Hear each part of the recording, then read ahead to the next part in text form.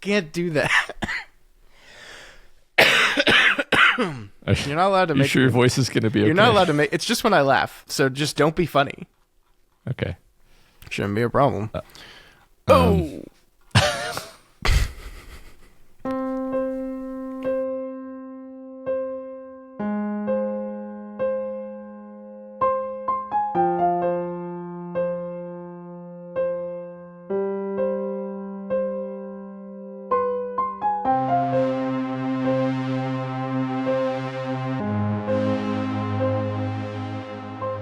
Hello and welcome to Flanagan's Wake, a Doof Media podcast burning all Mike Flanagan's dead cats.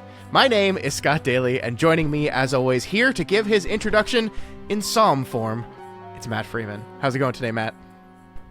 Gloria in excelsis Deo. It's beautiful. Nailed it. You nailed it. That was priest singing, which is where it's sort of special kind of singing. Off-key on purpose. I had a priest at some point who was legitimately the worst singer I've ever heard. And like, they already kind of do it, as you said, like off-key on purpose, Matt, but oh my God, this guy was like, everyone looked around the room as he was doing. And like, that was the time when in Catholicism, for some reason, not only were you singing the Psalms, but they had to like talk the Eucharistic prayer. And it was just like, it was torturous. It was torturous. Yeah, I remember that vividly, and actually, that was a compliment that I wanted to pay to our Father Paul, Hamish Linklater, in this episode, which is just like, that's perfect. That's exactly what the priest singing sounds exactly like. What it is, yeah. Because I don't know if it's a thing they're taught to do on purpose, but it's like, yeah, it's like a talk singing. It's a very, very specific thing where it's just, as soon as you hear it in the show, you're like, wow, he either is Catholic or he got really good instructions on this. Do you think a bishop or cardinal like sits them down and is like, listen, you're too good. You need to sing worse, please. God will not appreciate it if you're singing on key. Okay, so I was joking until this moment, and now I realize that like the priest role is not to stand up in front of everyone and seem really cool and sexy. And there's a danger if he's like singing really well that all the parishioners are going to like start fanning themselves with how well the priest is singing. And so they have to kind of dial it down. See, I think you've been away from Catholicism for too long, because I do think the priest's role is to stand up in front of everyone and look really cool and awesome and better than everyone. So maybe not in this specific way. I don't know. It's interesting. I mean, sexy. No, I do not think the role of the Catholic Archdiocese is to present sexy priests. You're probably right there. I think singing is like a personal quality where it's like, oh, the priest is a good singer, and that's like then you have vanity about it, and the priest is not supposed to have vanity, right? Sure, it's not supposed to. Definitely not. Does though. Folks, we had like been talking for half an hour before we even started recording, and I think what you're seeing here is rested, already in conversation, Matt and Scott. Just, we haven't even started the show really, and we're already getting into it. So Matt, how about we like do the show parts of the show? Okay. This week on the show, our time with Midnight Mass continues as we discuss Book 2, Psalms. It's Ash Wednesday in the crockpot, and that means awkward one-on-one AA meetings, dog poisonings, and of course, Matt, a visit by the island's friendly neighborhood vampire. That's right. We're saying the V word. We're doing it. I've decided, Matt. I was wrestling with this all week on when we were going to drop the word vampire. I think if I spoiled anything for you, I apologize. But I think for the most part, after watching this episode, you maybe don't understand what's happening on Crockett Island yet, but I think you get that this is some sort of vampiric beast here. Yeah, I think one thing I noticed, again, we're rewatching this show, right? And I was surprised at how far things move in the second episode. Like if we're doing a high level, we're starting the episodes, or we're talking about the episode at a high level. I was like shocked at what plot points we get to by the end of the second episode. We've seen the creature a handful of times. We've seen it pounce on and kill someone in the most awesome scene ever. We've seen, and then the way the episode ends is a huge plot advancing moment that if you had asked me before we started, watching, I would have said that happened way later into the show. I agree. I mean, just like preparing for the show, reminding myself this is only 7 episodes, this whole show, but like trying to get my head around everything that happens within each individual episode. It's like, man, there's a lot of stuff in here. And I think that's why our episode last week was so long. And I have a feeling we're going to do the same thing again this week. There's just a lot. There's a lot of movement. There's a lot of characters. There's a lot of character stuff. This episode is absolutely packed. I think you're right there. And yeah, and we've got our vampire. I mean, like, here's ultimately why I decided to say the word, because we were kind of having to dance around it, and that means we couldn't talk about the vampire in any way, shape, or form at all during any of last week's episode. And I figured that if you were watching this in the way you normally did, like if you having not seen it before, I honestly feel like you, by the end of this episode, would have said the word vampire. Like, I think you would have gotten there. And yeah, I mean, the rest of the mysteries of the show that we're still wondering about, the big one being who is Father Paul Hill and why did he bring a monster to this island? What's he doing? Why? Those still remain a mystery, and we won't talk about that stuff, but yeah. Well, we won't talk about it in detail, but I think one really prominent thing that the show is doing, we talked about this last week, and it's even more prominent this week, is like Father Paul is so great. Father Paul is portrayed as being this fantastic human being, the best priest you could ask for, wise and patient and compassionate. And yet we know from the first time we saw him that he dragged a crate containing a vampire into the town. Like that. I think anyone who has an ounce of trope savviness knows that's what that was. And so you're just like, what is going on? Like, what is his deal? Is this all a false facade? What is his agenda? I do remember thinking when I first saw the show, like having these questions, thinking like, is this a front? Anyway, that's something the show is forcing us to wrestle with, I think. Yes, absolutely. Before we get into the show, I did have just like a quick announcement. For those of you folks that have been following us for a while, we have a Patreon, patreon.com/doofmedia. We mention it at the end of every single episode. What I wanted to do here at the beginning of the episode is just to kind of let y'all know, Matt and I came together a couple weeks ago by the time you're hearing this, and really thought about the changes that we want to make to our podcasting and what we're doing. And one of the things we came up with is that we really want to use our Patreon as like the one source for all of our listeners to hear from us outside of these podcasts, of course. In the past, we had like used social media, but I think Matt and I are really not using social media, or at least not posting on social media very much anymore. And so basically we wanted to switch to using Patreon as that source. And the cool thing about Patreon now is that you can be a paid subscriber to us, but you can also subscribe for free. Like there's just a free level of subscription, and things like updating you guys on schedules, letting you know when book club is happening, all these other things we do outside of the show, we're going to post that there at that free tier. So what I'm asking you folks to do, if you're listening right now and you're not already a patron, what I'm asking for you is to go to patreon.com/doofmedia. If you cannot afford to subscribe financially, totally fine. Sign up for a free membership.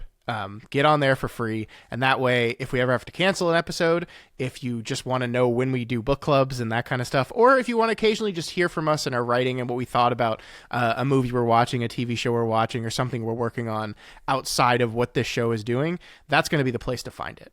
So yeah, patreon.com/doofmedia. Head over there. I would like, if possible, I think we're sitting, Matt, at like 770 something members across both the free and the paid tiered. I would love if we could get that number to 1,000 as quickly as possible. I think that would be awesome. And if y'all could help us with that, that would be really cool. Yeah, that would be great. We'll do a little on-air happy dance if we get past 1,000. Yeah, we will live stream Matt dancing happily. That's a promise. Yep. He said it. Yep. We have it recorded. Okay, Matt, let's get into it. Let's talk about Midnight Mass, Book 2, Psalms. This episode, of course, was written by Mike Flanagan, Jamie Flanagan, and Elin Gale. It was directed, of course, by Mike Flanagan. It was edited by Mike Flanagan. It was once again shot by Michael Famignari. Matt, So we've already kind of jumped into it a little bit, but I mean, how great is this show? How great is this show, right? Yeah. This is such a incredible episode. Like just the ending of the episode just gives you full body chills. Yeah. There's so many great moments. There are so many distinct great moments in this episode that once I got back to them, I was like, oh yeah, I remember this was the moment where I was like, this is genius. And then it happens again, right? Yeah. Just, incredibly, there's so much to talk about here because you could just talk about the story and the writing completely by itself. Mm-hmm. We could completely set aside the directing and the acting, and we could just talk about what a damn good story it is. It could have been a novel. Like it's just a. And at one point it was, yeah. And exactly like it carries the emotionality of the story and the drama and the propulsiveness is all carried by the script, and then on top of that you layer this really interesting creative directing, just master level competency at all of the things, and then just amazing performances and these great monologues. It's just an absolute gem of a show, and I think this is this episode just knocks it out of the park. Yeah. Dude, at the risk of sounding like I'm glazing the man, my dude Mike Flanagan directs the absolute shit out of this episode. Like holy shit, man. Like I so agree with everything you're saying. The writing is very, very well done. The story is captivating, but I couldn't get enough of the stuff that it's doing with the camera and the composition and the blocking and like all the ways in which this show is enhancing what the story is doing via that visual medium. I just couldn't get enough of it. I just really couldn't. And yeah, we haven't talked about the actors. I don't think we talked about the actors too much last week, but holy crap, these people are good at what they do. Every single one of them. Like, I mean, we talked a little bit about Zach Gilford, who plays our main character, Riley Flynn. I know you don't have a lot of history with Zach Gilford. Like I said, he was the quarterback on the first season, I don't remember when they switched to a new school in Friday Night Lights, but he was a main character on that television show for a while, and I liked him well enough in that show. I think he's like a kind of the young quarterback that has to come off the bench and save the team, and no one believes in him because he looks like he's too small to play football. Still does. But I don't think I was prepared for when I watched the show the first time at like how good he actually is and how he can sell like this kind of constant restless energy that Riley has, but also this deep well of sorrow and guilt that are like almost competing with each other in him. Like we talked about this a little bit last week, but one of the things I can't get enough of in this one is whenever he's talking with people, like especially when he's talking with Aaron, he almost like can't stop moving. Like he's just kind of moving around constantly and looking around, and I think he has a problem meeting people in the eye in general, which makes the moments in the show where he does all the more impactful. But he's remarkable. He's remarkable in this show. Yeah, he's able to convey this sort of simmering self-hatred, but also mix that with these glimpses that make you see this compassionate, soulful person. I do think it's a hard line to ride with a character like this. We talked last time, I think, about how it's so bold to introduce the character who you're kind of encouraged to think of as the show's protagonist as, oh, this person is a drunk driver who just killed someone. And now we're going to make you care about him. And a big part of that is the performance and the ability to carry both the horrible guilt and also the sense of like, there's a really good person in here. If there wasn't a good person in here, you wouldn't feel so much guilt. And you want to like, you kind of want to see him somehow see his way through this. Yeah, definitely. But in all the ways, one of the things. So we're gonna have to have a long conversation about the talk he has with Father Hill about rational recovery and RR versus AA and all this stuff. We're gonna have those conversations. One of the things that really jumped out to me about his character in this episode was he kind of constantly refers to himself as the black sheep, the pariah of the town. but like nobody in town treats him that way except, I mean, his father is really the only one, right? Like everyone else has been like kind of kind and welcoming to him. We see it in the opening of this episode. The mayor kind of asks him how he's doing and saying, you know, we prayed for you every day, like being kind, welcoming him back. Of course, Father Hill is being kind to him as well, offering to have AA, and yes, there's like mysterious what are his alternate motives going on there that is true, but like just from an outside perspective, if you like looked at the way people in town were treating him, there's no moment where people treat him like he's a pariah. The town pariah is Joe. Is like that is truly the town pariah, because as we learned this week, he is the one responsible for putting Lisa in that wheelchair. But it's okay because she got out of it now. So what a miracle. Wonderful. Yeah, that's pretty interesting. I mean, I think you're right. Even his dad does let him come fishing with them by the end, right? So he sort of extended his hand in that way. And his dad invites him to go to church too. So it's more that his dad is kind of still heartbroken on some level by the situation that's happened, but not necessarily like shunning his son. Yeah. What you're saying is making me think in a certain direction. You're talking about pariahs, and I immediately snapped to thinking about the sheriff, Hassan. Yeah.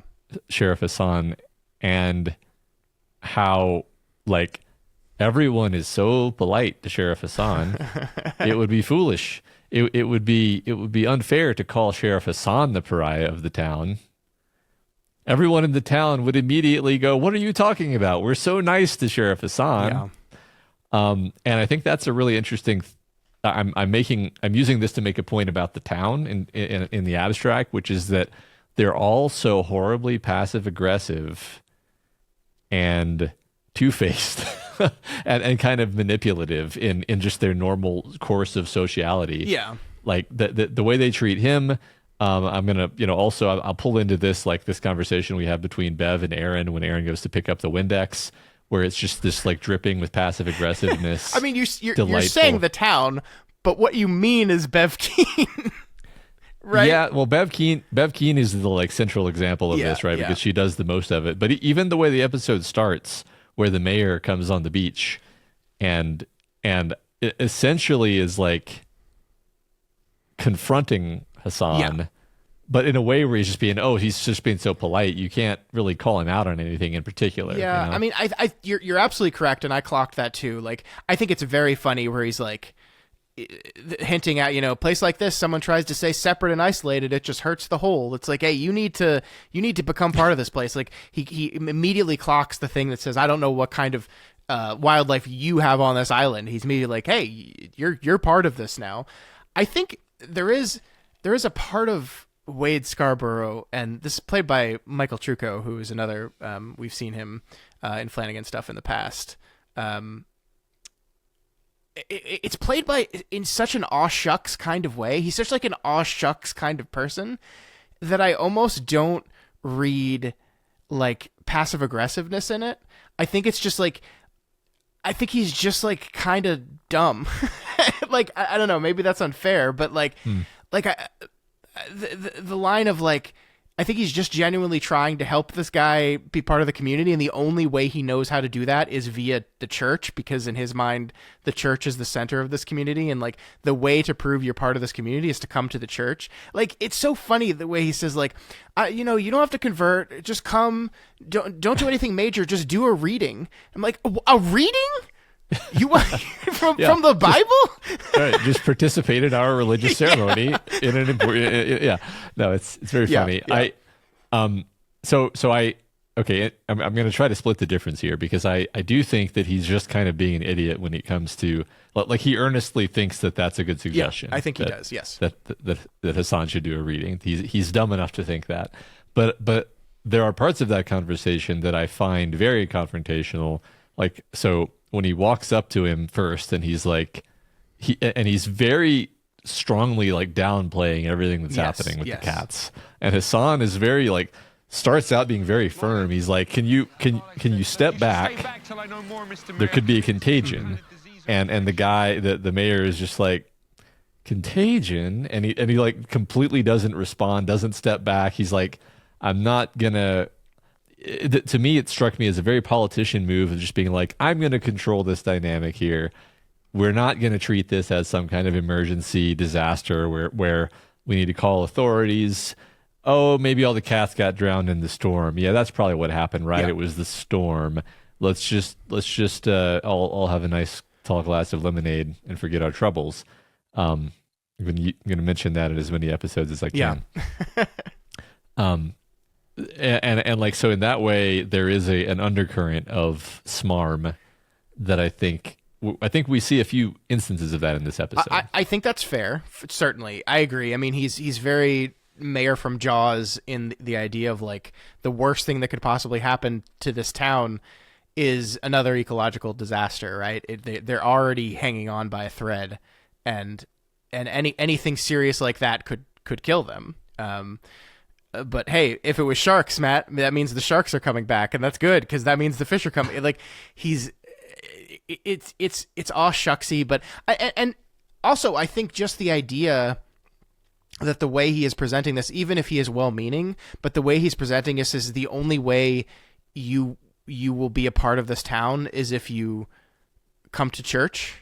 Is in and of itself kind of fucked up, right? Like that the only people that are truly invited to be part of this community and part of this town, and won't be seen as a detraction from the whole, are the people that believe what we believe and do what we do. That in and of itself is ultimately harmful and bad. Even if he's saying the stuff with the best intention, it's not good. It's not good to believe that. Right. Yeah. Yeah. We've been talking about this scene a lot. What we have to talk about with the scene, Matt, is that it's a oneer. That Mike Flanagan just, for shits and gigs, opens the second episode of the show with a 7.5 minute exterior one take, that is marvelous. It's so good. Like, you can imagine all the stuff that you could control in an interior shot, like he did with Two Storms in Haunting of Hill House, is stuff you cannot control when you do an exterior shot, like the tide, the sun, clouds, all these things. Obviously the seagulls he could control because I think every single seagull in the shot is computer generated. But I did read that the cats, at least some of the cats, probably not all of the cats, but some of the cats are just stuffed animals, and the waves would come in and pull them back out into the sea. And so they had to deal with that. So, it's just like a oneer is already in and of itself difficult, and then doing one outside makes it harder. But once again, it's not just for like, I felt like doing this because it looks cool. It does serve a purpose, right? There is something, you already mentioned the way that the mayor walks up to Hassan at the beginning. There is something manic in the energy of it as the camera kind of spins around them as he's trying to weave this political spin on what is happening here that I think really makes the scene. Yeah. No, it's uncomfortable. It's confrontational. You feel. I think we're meant to identify with Sheriff Hassan in this scene and kind of feel his sense of like this is a weird situation. I'm trying to get it under control, and these goddamn people are not cooperating at all. Yeah. And like, you feel his frustration, right? Like, you feel that this is just the latest manifestation of Sheriff Hassan's frustrations. Yes. Because you can already feel through his character and his performance that he is not having a great time being the sheriff on this island. Yeah. Maybe you start to wonder why he's the sheriff on this island. He doesn't seem to like it. He doesn't seem to be a great fit. But he's here, and he's trying to do his best. He's trying so hard, and they are just not making it easy. Everybody has an opinion, and everybody feels like, it's all disorganized. The chaos of like asking to get the bucket of gasoline. What's the word? The thing of gasoline. Thing. That's what it is. It's just it's very chaotic, and the oneer, the point being the oneer really emphasizes this, and the fact that it's revolving around the characters really ramps up this sense of anxiety. Yeah, and even just the idea that he's in the middle of dealing with this crisis. There are hundreds of dead cats on the beach, and the mayor switches to, you should really come to church with us, is like, come on, man, I got to worry about these cats right now. I can't be talking about that. And the way, like, I'm starting to come over more to your side, because like the way he comes through his son, where it's just like, you got a great boy there, and Hassan's response is, yeah, he just wants to be helpful. He just wants to be involved. He just wants to be part of the town. And he goes, oh yeah, well, the way to do that is be Christian. Oh yeah, I know you have your own faith and you do that, God bless, but just, I don't know why I'm doing a voice for him. But, yeah, he kind of does have a voice, yeah. but I don't think I can do it. Yeah. Yeah. Again, I mean, that's the interesting thing about, I'm going to broadly say, people like this, is that they actually don't think they're doing anything wrong. Like, they don't think they're being manipulative. They just think they're right. Mm-hmm. You could call this a kind of theme of the show, Sure. perhaps, is that people who have the best intentions, who think they're right, who they're within the frame of their own worldview, it is simply self-evident that they are right, and you should just do things our way, so that, and then you'll see that we're right. Mm-hmm. And I don't even have to argue for it, because it's just self-evident to me. That's what it feels like from the inside, right? That's it's just really interesting. It's like the whole town is like ardently religious, which is a very rare thing in the modern world. Sure. But you can kind of imagine a small little isolated place becoming like this, where it's like all the people who were not like that were gradually decided to move away because of how unpleasant these other people are, and then the core just hardened over time, and now they're the kind of place that doesn't think it's awkward to tell a Muslim man that he needs to become Christian to his face. Yeah. Well, they would never actually say that. They would just strongly hint at it. Yeah, just come to a Good reading. point. Just come to a reading at our church. Wonderful. Just come to a reading. I mean, I think one of the other things with that idea is this is, in many ways, it feels like the island that time forgot. Like, this is, we mentioned this last week, but this is not a period piece. Like, there are cell phones, there is modern technology, but this place feels so out of time, because I mean, even like the Riley's home, like we get another instance of his father playing music on the record player, and I understand, like, we've got like a big fan of like records and analog again, like records are in, but like his record player also has this big stack of cassette tapes on it, and it's just like, really? That's what you got? And it's like, yeah, time almost doesn't exist on this place. Like, yes, we've seen a cell phone in a kid's hand. Have you seen another cell phone? No. When Riley's mother talked to him on the phone, she was on the landline with the cord spun around her. It does just feel like this is a place where time doesn't exist, and so it's also a place where, like, that the town is just Catholic, all of them, every single one. Mm-hmm. And so the idea that there's these people that are here that are not, it's like, what are you doing here? You better, or like, or they push you out, or you leave, or whatever. Yeah, I mean, what we see, you could, if you, let's, pretend we don't know anything about the show, pretend it's not a show, pretend this is just like a snapshot of things happening in this world. Mm-hmm. It's like, they're going to drive away the sheriff. Like, that's ultimately, he's going to get sick of their shit and he's going to leave, because they're not going to stop doing this. Yeah. And he's not going to become a Catholic. like that's what has happened to the last, 15 Sheriff Hassans, mm-hmm. who came to this island with the best of intentions. I'm not, this is not a prediction. I'm just saying, like, that's kind of the situation. Sure. in the abstract. Sure. And I think they would say, oh, it's for the best. He just didn't fit, I'm doing it again. They're doing it. They're Irish Catholic. Like bad Irish mixed a little with the Minnesota, for some reason. Yeah. No, I agree with that.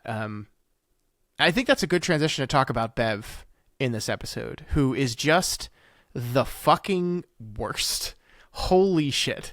This is the kind of character that I think you said this before we started recording, but she kind of makes a show like this. Like, she's so immediately despicable and hateable that it really does give you one part of this thing to emotionally latch onto. Because, like, once again, we have complicated feelings about Riley. He's this alcoholic who killed a little girl, not a little girl. He killed a teenage girl, and it is feeling bad about it. So we kind of support him. We have Father Paul Hill, who seems like a really good guy, as you said in the introduction, but like, we know something's not up with him. And so we're kind of unmoored with some of these characters, but man, do we have something to grab onto here. And it's that Bev Keane fucking sucks. Yeah. She's the worst. She's terrible. And this is, I mean, I think at this point in the show, I do not think the show has made any like very clear, definite statements on religion and spirituality yet. I still think it's holding those cards for later events. But Bev is the closest thing we've come to making a definitive statement. Like, because she is a stand-in for the way the church has operated on this island prior to the new father coming, at least. And we learn about the fact that she convinced everyone to take a settlement from the oil company that was not actually in their best interest, and then on top of that, asked them to give some money to the church. There's basically an accusation of fraud here, right? That she took more money than it cost to actually build the thing she built, which, like, even if every cent of what she took was to build the rec center, what an absurd thing to have in this town, right? Yeah. For like 20 people. Yeah. Like, nobody needs this thing. Yeah. So even if it wasn't fraud and that, it was taking money from people who desperately needed it. And then, of course, you know, the big item, she murdered a dog. Yeah.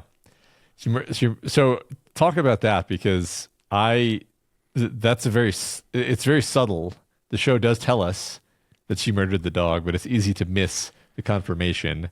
We're very suspicious that she did it on purpose, though. I actually, to be entirely honest with you and with our listeners, I did not ever see the very brief scene during the crock pot luck that actually just shows that she gave the dog the hot dog.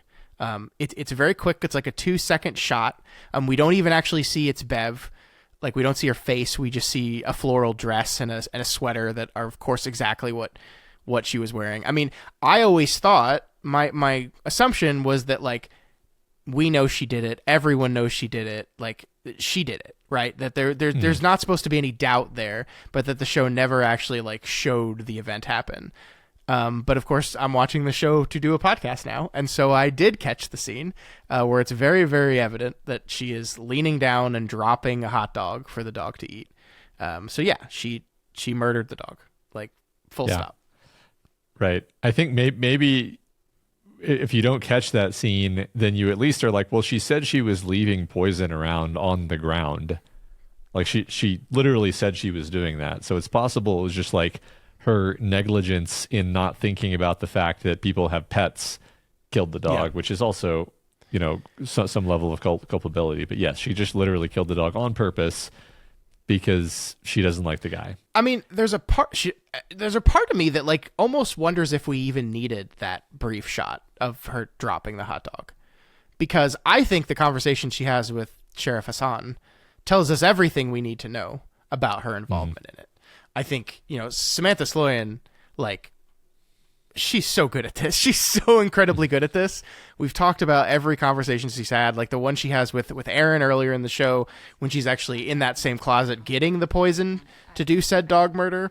But here, when Hassan confronts her, and the way she's like, "Are you telling me that he must have got into the poison I put down accidentally? Are you telling me that? Or is that what you're trying to say? Have you confirmed that? Can you confirm it?" And the way she's saying that, and then Matt, she gets, when he says, basically to the extent is, no, I can't prove anything. He says, like, there's no possible way for me to prove anything. When he says that, she gets just the smallest hint of a smile on her face. Like, it's an I got away with this smile. and it's like it's like actor wise, like you can see the direction instruction here is like you're trying to hold your face straight, you're trying to reveal nothing, but you just can't help let a little bit through, just a little bit of your happiness at getting away with this through, and I think she pulls that off perfectly. And so I think that told me everything I needed to know. I didn't notice the scene until this project, but she killed the dog. Yeah. Well, and just to remind, myself and everyone, like, there's a very clear narrative arc between episode 1 and episode 2, Yes. where we see the dog bark at her, and the sheriff and the dog's owner are somewhat dismissive and rude to her, in her mind, at least. And then she's like, I'm going to fucking kill that dog. And we see that's the kind of person she is, right? She's a vindictive, bitter, mean person. Yeah. It's not just that she has this holier than thou attitude and she's kind of, abrasive and unlikable in that way that a lot of, howdy-towdy, holier than thou types are. Yeah. It's that she actually is a vindictive monster. And it's important that we know this about her. But I think it is also important that she is that holier than thou person as well, because she is representing a certain type of Christian.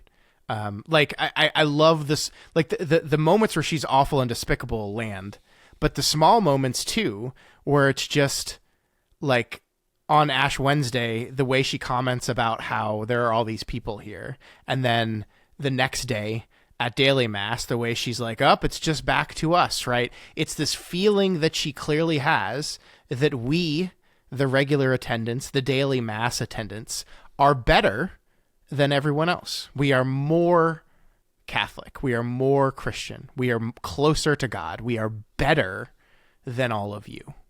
And that's despicable in its own right as well. Yeah.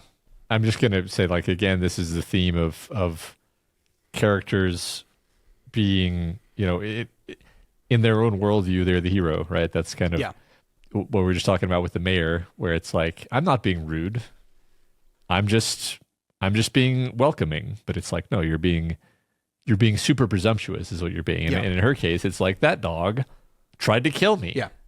I'm just protecting myself. Is like that. That's the problem with the Bev Keanes of the world, is we say they're self-righteous because they think that they are right. That's what makes them dangerous. Yeah. Because when a person thinks that they're right and has no self-doubt or humility, that's the most dangerous kind of person. They can do anything because they think that they're right, they're justified. And to agree with Riley Flynn's argument here briefly, that their faith can be a shield for them in those moments. God will forgive me for my sin. And indeed, God, everything is according to God, and all my works, good and bad, will be used by him for some greater purpose. So my killing of the dog was ultimately just a work of God and will pay dividends in one way or in the other. Can and is an argument that many people of faith have. Not everyone, of course. I think one thing that I do appreciate the show is doing is we are showing the ways in which religion can be wielded like a weapon or a shield, but I think we are also showing devout people that earnestly and honestly believe these things, and are just trying to make it through their lives with this belief. I love the Flynn's, the way in which the Flynn's faith is shown. I think Lisa is interesting as well. I also like to talk briefly about the scene where Father Paul Hill goes to the doctor Sarah's house and basically brings communion to Sarah's sickly mother who can't make it to church anymore. There is something like, and this is one of the reasons I love this show, because it's not black and white. Like, there's a version of the show that I think exists where it hates faith, it hates Christianity, and it might even be true of the author. Like, he might say, no, like, Catholicism is a terrible, awful evil, and I hate it. It's fine. It's a fine opinion to have. But I think it handles the stuff with such deftness and sometimes curiosity, because I really love the moment in that scene where, he comes in, Sarah says, I'll be in my office. Let me know if you need anything. And she kind of can't help but leave her office and spy on them a little bit. And what we're treated to is this scene of, like, on the surface of it, and I know there's stuff going on underneath, and we'll talk about that stuff, but on the surface of it is compassion. This is an old woman who fervently believes in these things. She believes in God. She believes in Jesus. She believes in the power of the Eucharist. And she is no longer physically able to do that sacrament anymore. And so this is a priest who recognizes that and is coming to her and is delivering this to her. And the way Flanagan shoots the scene, there is so much gentleness and kindness and love in that interaction. And you can't help but, and just like I think Sarah can't help but, like, be touched by it in some way. And so that's the complicated morass of spirituality and religion and faith and the good and the bad. And it's like, it's so complicated. And I do love that the show lives in that complicatedness. Yeah. I love that you mentioned the Flynns, actually. I'm going to use them as a thing to talk about for a second, because, like, you could say so many different contradictory things about the Flynns. Like, on the one hand, again, like you were saying, the role of faith in their lives seems very beautiful in many ways. Like, it's the mother's faith, Annie's faith is able to give her strength and hope in these really awful, her husband can't make any money because of this terrible environmental disaster. Her son has committed this horrible crime that is just heartbreaking and is in prison, and her faith keeps her sane and strong and hopeful and looking forward to the future. That's very beautiful in its way. And I think the dad, Ed, I don't know why I said, anyway, Ed is he's less ostentatious. Obviously, his character is very internal, but you can see that he is sort of the masculine form of this, like, stolidly, like, if I just have faith, God will put those fish in my nets, and I'm just going to keep going to church, and I'm going to keep praying, and I have faith, and it's a very plodding sort of faith, but it's a kind of faith, and there's a kind of beauty in the being able to stick to it through it all, right? Yeah. That's beautiful. But then you kind of, like, zoom out from it, and then you can say, like, shouldn't they have left? Yeah. Like, shouldn't they go do something else? And that's, like, the downside of faith is it's like, if you keep expecting God to give you a hand up, you never realize the joke about God. I sent the boat, I sent the helicopter. Yeah. And it's like, they're stuck too. Yeah. So there's a beauty to it, but there's also a stuckness. That is Riley's essential argument at the end, right? Is that what happens is it breeds passivity in people, that, like, God will provide. I mean, even, like, I actually think, and I think it's important that Father Paul's homily in this episode actually does kind of rule. Like, Hamish Linklater is, like, so fucking good at this, right? So like he just nails the emotional impact of it, and we see, like, everyone in the audience is crying, like they're all, like, moved to tears, and, like, the way he says, it's the way he emphasizes the words is like the first apostles, they were fishermen and a bounty, and it's like, in the darkness we sing, and just, like, the way he nails the emphasis on those words is just beautiful and moving, and, like, this it is yes, this moving idea of, like, your life is hard. This place has gone on hard times, but God will provide. There will be light in the darkness. Light will come. It will rise you up. And when you are in your worst moments of life, when you are in the hardest, when life has dealt you unfair hand after unfair hand, it is, for some people, the only thing they have to hold on to is the idea that out there is a presence, a being of unimaginable, unending love and compassion that will provide for me in one shape or another. I think Riley's problem with that whole thing is you gotta do, like, God is not gonna do that. Like the idea that in his mind, why did the God that's going to do that let me kill a girl? Why is no one actually helping Joe Colley with his problem? Why are people not leaving this place and getting help somewhere else? Like the idea of God will provide, that God has a plan, that all these things breed this passivity in people to not actually go out and solve their problems themselves.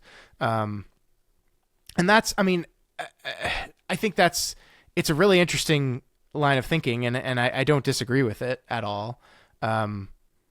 There's part of me that also just thinks that, like, that's just people. Like, I don't think that's religious people. I think that's just like people. Whether, like, if people didn't have a God to believe in, like, I think we excuse a lot of behavior. We are very incredible at rationalizing and excusing behavior, and religion is one weapon we wield in that, but it's not the only one. And you remove religion from the face of the earth tomorrow, it's not like people are going to stop using rationalization and belief in X, Y, or Z to be shitty to other people. Like, yeah. But yeah, I mean, it is true that religion is a source of it and can be. Yeah, I think it's funny. We talked a bit about the atheism wars. Yeah, maybe it was last time, and like how funny it is that we as a culture, like, this was like a central crux of disagreement for our culture, and then now it's just like nobody talks about it anymore. And I think one funny thing that happened is there simply was a great secularization, and many of the people on the anti-religion side of the atheism wars, like me, were like, oh wait, everyone became secular and they're still just as annoying as they ever were. So it wasn't religion, it was just people that was the problem the whole time. Obviously religion has its own problems, yes. Sure. But what you were just saying, I agree with what you were just saying, that people can latch onto religion as an excuse, but maybe they were already going to be that way anyway. Yeah. I mean, I think, I guess we can transition to that wonderful monologue by Riley that kind of nearly caps off the end of the episode. Of course, the actual cap is the miracle from God that is Lisa's restored legs. I love that whole sequence, Matt. I love it so much. Like, we already talked about the Bev Keane part of it, but the irony of that they're just together in this huge space. And this is another thing where Flanagan shoots the hell out of the scene when we're going through, like, sequence.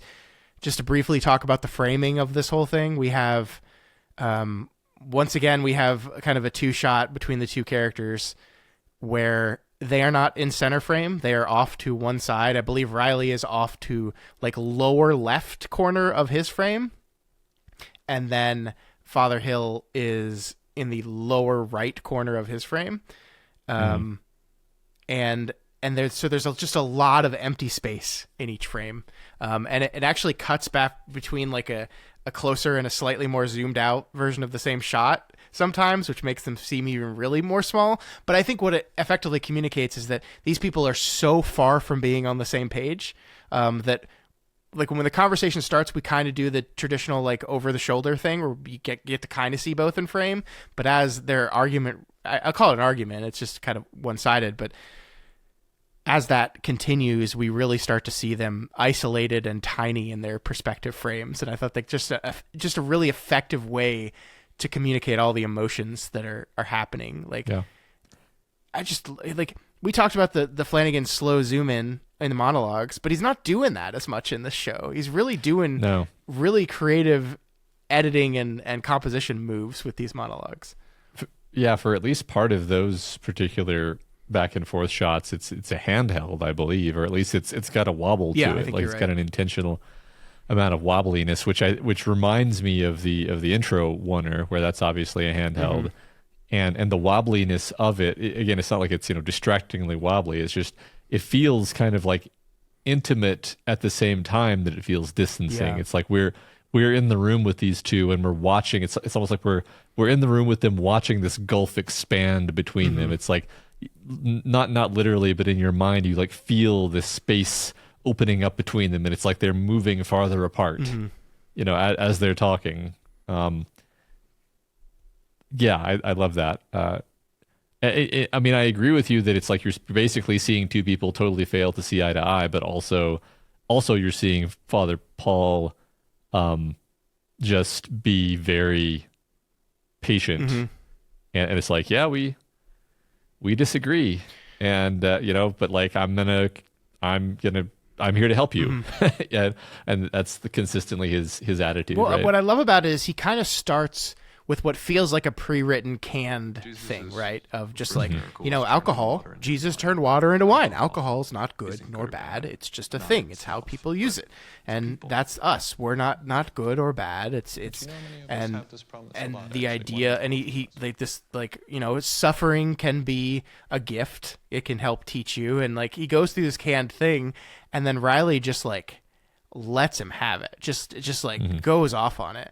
And yeah, I mean, I think there is a point that he is not angry. He doesn't strike back at him. He doesn't argue. He doesn't get drawn into like a conflict with him. He kind of just lets Riley go, nods a few times, and then says, "Hey, look, there's nothing in the scripture that says you're not personally accountable for your actions. All I'm saying is I think God can turn what we do, good or bad, into something that means something. That's all I'm saying." And I think that's a fair argument, right? Like, I mean, like if you believe in God, this idea that like everything we do, good or bad, can be turned into something that might possibly do some good, is a way to help a person who has made a bad choice maybe come to terms with their bad choice. Because I mean, the one thing that is true about Riley, absolutely true, is that he is not dealing with his guilt very well, right? The idea that he goes to sleep every single night and sees this woman standing over his bed that he murdered. And like, I'm not saying, you should just get over it, man. But what I'm saying is he's going to have to find a way to get past it, right? Or die, right? Like there's no other options there. Yeah, well, right, because he's sort of lecturing the father on how his coping mechanisms are bad, and then it's like, well, Riley, you have no coping mechanisms. Yeah. You're just drowning, actually. And I think maybe Riley, in this mode that he's in now, would say like, yeah, and I should be. Like, I shouldn't be alive. I should be dead. And that's actually just and right. And the priest, I think, is admirably like, look, you can be responsible for your crimes and your sins, but I'm still going to try to help you. Right. And that's also admirable. Well, and one of the things, the pitch he makes to him at the crock pot is, look, I know you don't want to do this. I know you're like, obviously he's not a fan of AA, and I think we'll talk about the AARR thing in just a sec, but there's not a huge need for this on this island, but maybe you coming to this program could be a sign to Joe Colley to finally get help for his problem, right? And this idea that, and I don't think you have to be religious to believe in this idea that, like, if you go through something horrible, even if it's something horrible that you are responsible for, and find yourself on the other end of it, isn't there a way that you could help people not make the same mistakes you made? And that doesn't have to be a gift from God. That just has to be like, I went through this ordeal, I did something horrible, and I'm going to learn from it, and I'm going to help other people not go through the same thing. Like the idea that, like, if you are somewhere in recovery, you can help other people get to where you are. You're sober now. Yeah. You did it, Riley. Although I do appreciate the way Father Paul kind of throws it back at him. He's like, yeah, I haven't touched a drink in 4 years. And he's like, oh yeah, big option, big selection in prison, I think is what he says, which is, I mean, I think the closest he gets to being unkind, because I mean, like, I feel like if you want alcohol in prison, you could probably find it. Yeah. But also true that he hasn't faced like the reality of being free with his own choices for very long yet. I mean, I think that's a different ballgame altogether for sure. Yeah. But like the idea that this terrible thing that you did could be turned into good in some way, I think is just true. Yeah, absolutely. I just want to say I love that he says that, because it may be kind of mean, but it also makes us like him more, because it's like it's just honest. Yeah. He's just sort of calling him out on a little like stretch. Yeah. I want to, like, I don't know. This is just interesting to me, is like part of Riley's problem in my mind anyway. Maybe I'm bringing some of my own interpretation to this, right? Sure. I don't know if the show is like saying this, but it's like he has still completely absorbed the metaphysics of Catholicism. He's completely internalized it, right? Yes. Like regardless of believing in God or Jesus, he still basically believes in sin, and he believes that his soul is essentially damned because of the sin that he's committed. He doesn't use those same words in his mind, but the concepts are, it's the same structure, right? It's like, no, I killed someone. I am condemned.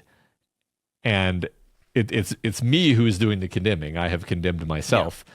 But like it's basically like the metaphysics of sin is like it's a ledger, and in Catholicism it's a ledger that you can wipe clean by doing certain things. Yeah. But he's sort of retained the sense of there being the ledger without having the ability to wipe it clean or do anything to discharge that feeling of having a debt, a sin, whatever you want to call it. And it's like you can just not have that metaphysics, right? You can have closer to what you were saying, where it's like you did something real bad, you feel bad about it. You can do a bunch of real good stuff. This isn't a negative and a positive number that you add together to create zero. It's just a sequence of things that you can choose to do with your life. And then maybe you'll feel better about yourself later. And honestly, maybe you won't feel better about yourself later, but you will have done something meaningfully good, and that will at least be true in some cosmic sense, right? Sure. And it's like you just like I there may be some degree of projection, but I think it's very intentional that Riley was an altar boy, a as Catholic as you can go, and now he has become an atheist, but he has become an atheist in the sort of like, I'm actually mad at God kind of way. Yeah. Not the like, I have rationally decided that this religion thing doesn't actually make sense. An atheist in the kind of way where you see these incredibly pro-Christian movies sometimes, where every atheist is just is a believer, a complete believer that's just angry at God, and not someone who just says, I looked at the facts and I don't think this stuff actually exists. Yeah. No, I love that. The idea that I believe in sin, but not he who wipes sin clean is it's a trap almost, because then there is no absolution. There is nothing. You cannot absolve yourself, and God cannot absolve me because he doesn't exist. Then I am damned. And that's like the worst of both sides of it, actually. Yeah, exactly. No, I love that. I never thought about it in that way before, but I think you're right. And I love that the show does this, right? Because we've talked about how what Mike Flanagan's reviews on religion and faith and stuff are in the past, but and there's a real chance that this character of Riley just becomes the mouthpiece for that particular point of view, right?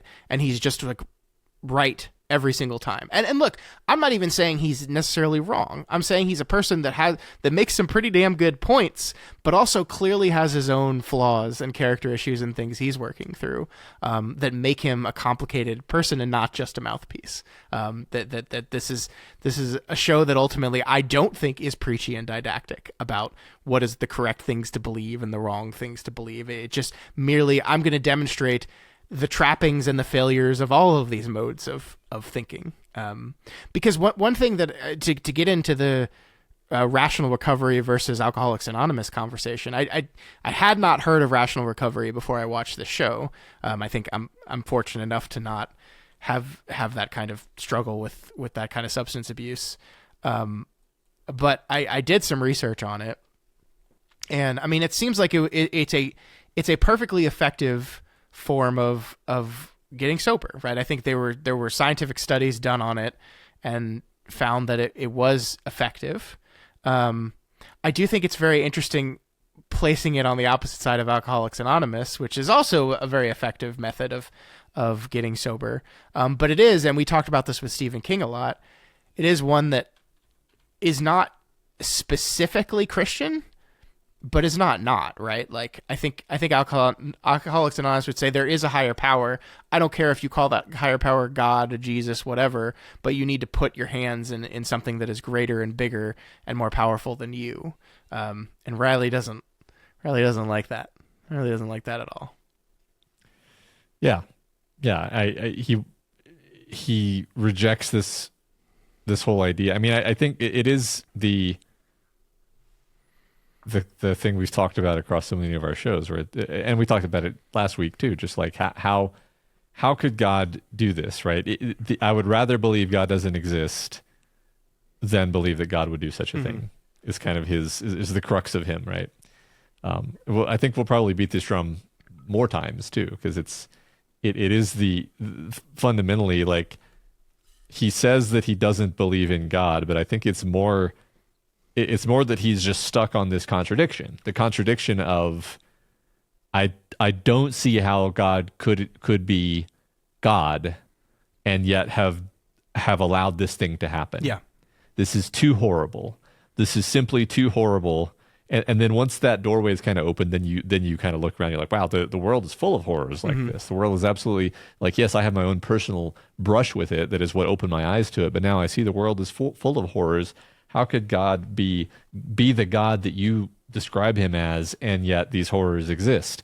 And so it's like a philosophical snare that he's trapped in, more so than like an actual, like, literally, I no longer believe in God, right? Yeah. That's an interpretation, obviously, but that's one way of looking at it. Yeah, I mean, he wants to believe in something. He just can't find something that answers that question for him. And I mean, I think that's a question that any person of faith or otherwise has at least encountered in their life, right? Like, I mean, that's one of the reasons I moved away from Catholicism, and I was thinking about those same things and those same ideas of like, it just doesn't make sense. It just I just can't square it in my head. I don't understand how to square the idea that there is a master plan for all of us, and yet there's so many terrible things in this world, terrible people, and not just people. Like I forget, was it Christopher Hitchens who talked about like the bugs that like eat children's eyes out or something? Like the idea that there's these animals that sole purpose is to just do these horrible things.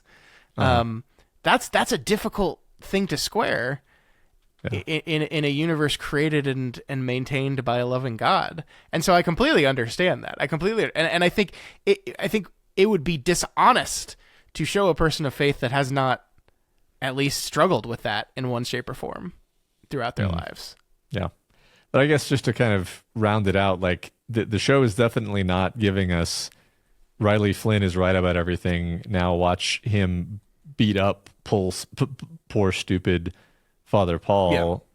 Yeah. It's just like, no, Father Paul is holding his own. He has a different way of looking at these things, and he's giving you something to think about as well. However, he did bring a vampire to the town that's eating people. He did. So that is. So who can say? That is, everything happens for a reason, including the vampire I brought to town to eat that drug dealer. So, yeah. Tough stuff, Matt. No clear answer here, but that's what I love about it. It's complicated, and we get to have these conversations about it. Where that I think these are conversations we will return to again and again as the full scope of what the show is doing and saying continues to reveal itself. I think the only thing I found out about rational recovery that I felt was interesting, and please be clear with me, this was like a Wikipedia / accompanying article search, not like a deep in-depth analysis, but it seems like some of the proponents of rational recovery just do not believe that alcoholism is a disease. It's just, they believe like you're just making a choice. And that kind of makes sense. So you have this addictive voice recognition technique thing. There's a voice inside of you that makes you drink, and it's just a choice. Just don't listen to that. Whereas I think AA is definitely more of this is a disease. This is the one day at a time mantra that AA has is not something that RR would think kindly of.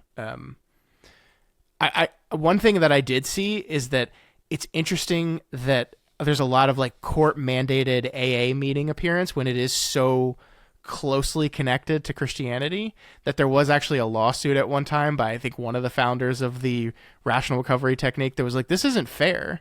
Like this is not fair to do this and to make like it's so heavily tied to religion that you're mandating this from the court that we have to do this. I didn't see what the results of that suit were. Probably not successful because I think the courts still mandate AA meetings as part of this kind of stuff.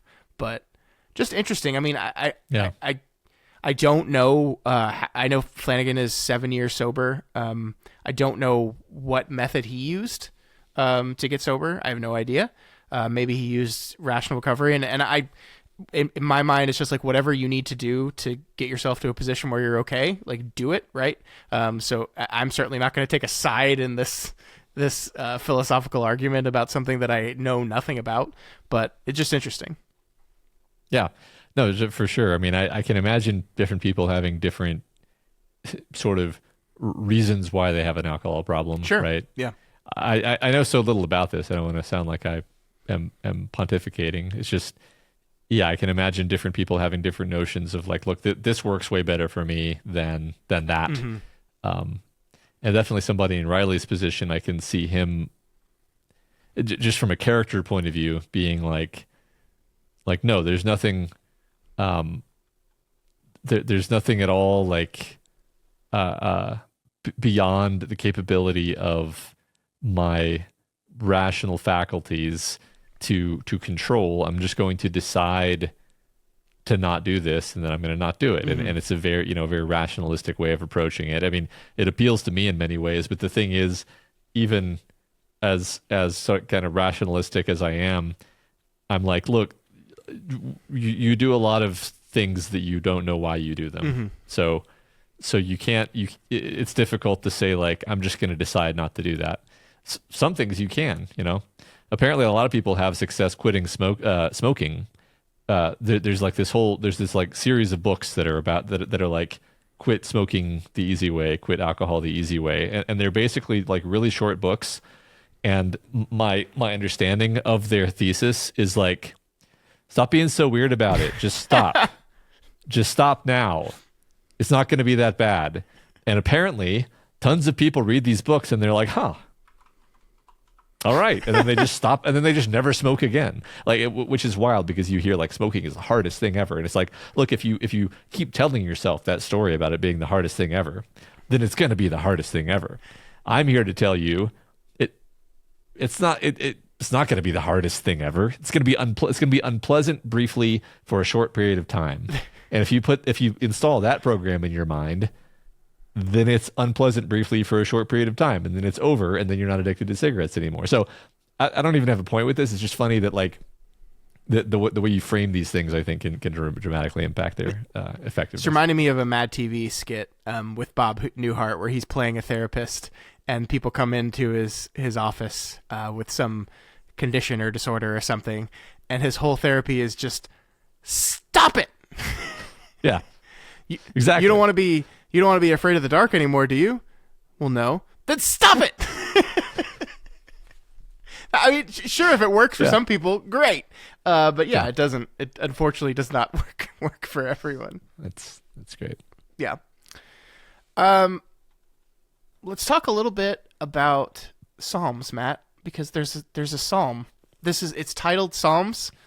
Psalms are songs, as we're told in Father Paul's homily. They're the psalm that is specifically referenced in this episode is Psalm 60. There are, I believe, 150 psalms in the Catholic version of the Bible. I think there are some versions of this book that have more or less psalms. I'm not exactly sure, but Psalm 60, Matt, was written by a man you might have heard of him. His name is David. He was a king. Heard the name. Yeah. He's the kid that threw that rock at that giant. He killed him, and then he became king of the Israelites for a long time. He was a warrior king, and he also really liked music, so he wrote a bunch of songs, and that's in the Bible now. So the song that is referenced here is actually a lament because King David has just lost a battle, and basically is assuming because he lost the battle that God must be mad at him.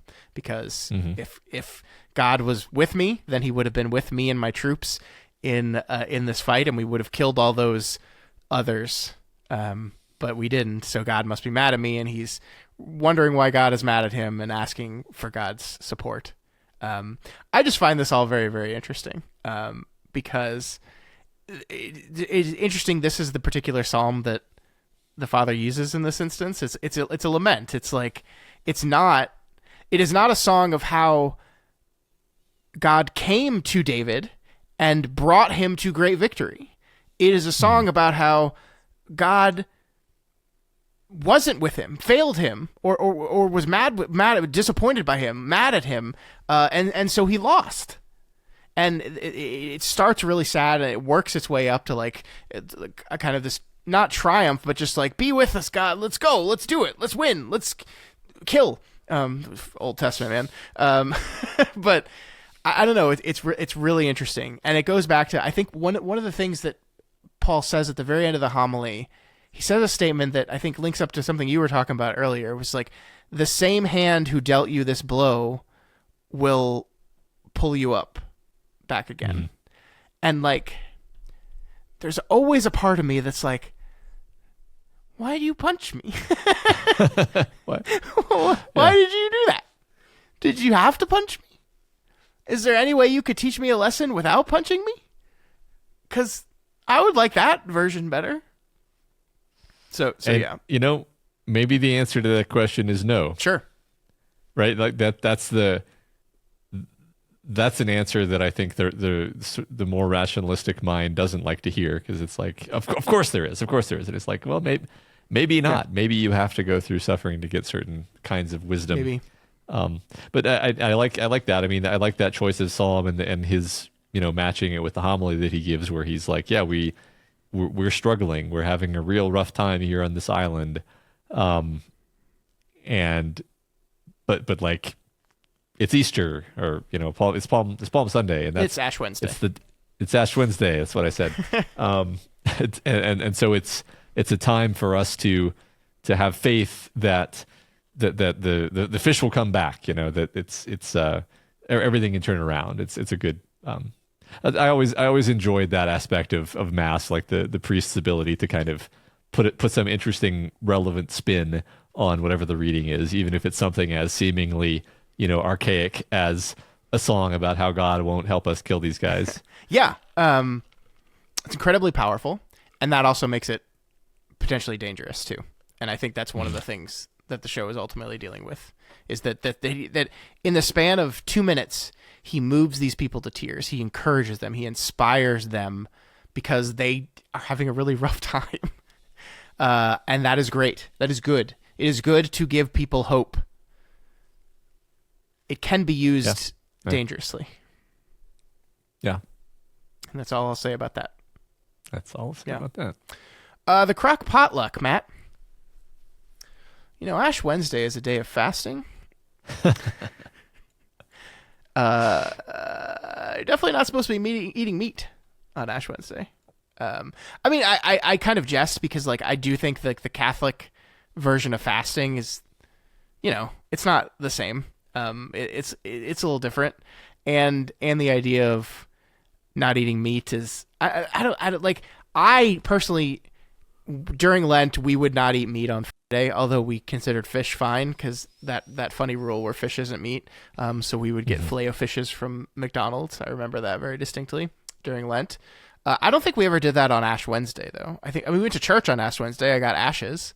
But I don't think we ever did that. So I don't actually mind it. I just think it's very funny that, like, it's supposed to be a day of fasting. You're definitely not supposed to eat meat. And that's why poor Pike died, because he ate meat on Ash Wednesday. Because he ate meat. Now we've killed all the cats, and we've killed all of the dogs that we're aware of. Yeah, I think that's all the animals that are on the island, which is probably why the vampire starts eating people. I mean, I literally think that's why. Like, he's run out of possible things to eat, and perhaps otherwise would not have. Like, I think it was intentional that we show all of the animals die. Yep. Yes. Yep. Yeah. There's a lot. So, okay. We can't talk about this episode for 7 hours, but like the potluck is so interesting because it's a very tightly written sequence where we learn a lot of subtle stuff about a bunch of different characters. Yep. I'm not going to go through all of it. I just wanted to say at a high level, like you really get to know a lot of the townspeople in this scene and how they react to things, background information about them. Yeah. Lots of stuff. I mean, some of the important stuff I think is Sarah is gay. We learned that. Dr. Sarah. She is dating this woman who wants her to get the hell off the island, and she's not going to because her mother wants to be here, so she's staying here to care for her mother. So she is another one of our characters that is not attending mass. And so she's kind of one of our ostracized, I guess, characters in the show. We learn, I think that's when we learn about Lisa and gosh, what's his name? Joe Colley. We kind of learn a little bit there. I really do like the Riley and Father Paul conversation here as well. A clever thing this show does actually is when Paul sits down to talk with Riley, the song Bartender by Dave Matthews Band starts playing. It's very quietly in the background. I only recognized it because I did listen to a little Dave Matthews Band in my day. Here's some of the lyrics from the song, just so if you wonder why this was chosen to just be our background mood setting for this conversation between Riley and Father Paul. The first lyric is, "Bartender, please fill my glass for me with the wine you gave Jesus that set him free after 3 days in the ground." A little bit later, one of the lyrics says, "Bartender, you see, the wine that's drinking me came from the vine that strung Judas from the devil's tree. Its roots deep, deep in the ground, So this is a song about a person struggling with an addiction with alcohol, and basically asking God to free him of that addiction. So pretty fitting little background song there for Riley. That's great. Yeah. And it's vaguely religious, and it's kind of funny to be singing it at a church potluck. So Yes. points for that. Yeah. No, that scene was really great with the two of them talking. I also really like the moment where Pike the dog dies is of course tragic and awful, but Robert Longstreet, man, like I love the way he's playing this character who is, as we said, is actually really the town pariah, right? And is himself carrying a lot of guilt towards what he did, and he's drinking his way through it. And I just love everyone kind of gathers around and they're all looking and they're horrified, but nobody except Hassan is coming to him and is like helping him up. And I mean, I guess the only other person, Dr. Sarah, the only other person. So here we have two characters, not members of St. Patrick, that are the only two members that come to the aid of this drunk man who has just lost his dog. Whether the dog was actually poisoned or not, as we know, he was. But nobody else comes to help him except for these two people. Yeah, I agree. I love how he's playing this. I think my favorite note of that sequence is when I think Hassan says something like it's probably just an accident of some kind, and he goes like he's incredulous. He's like, an accident? Something like this could be an accident? And then he catches himself. Yeah. And then he's like, shit.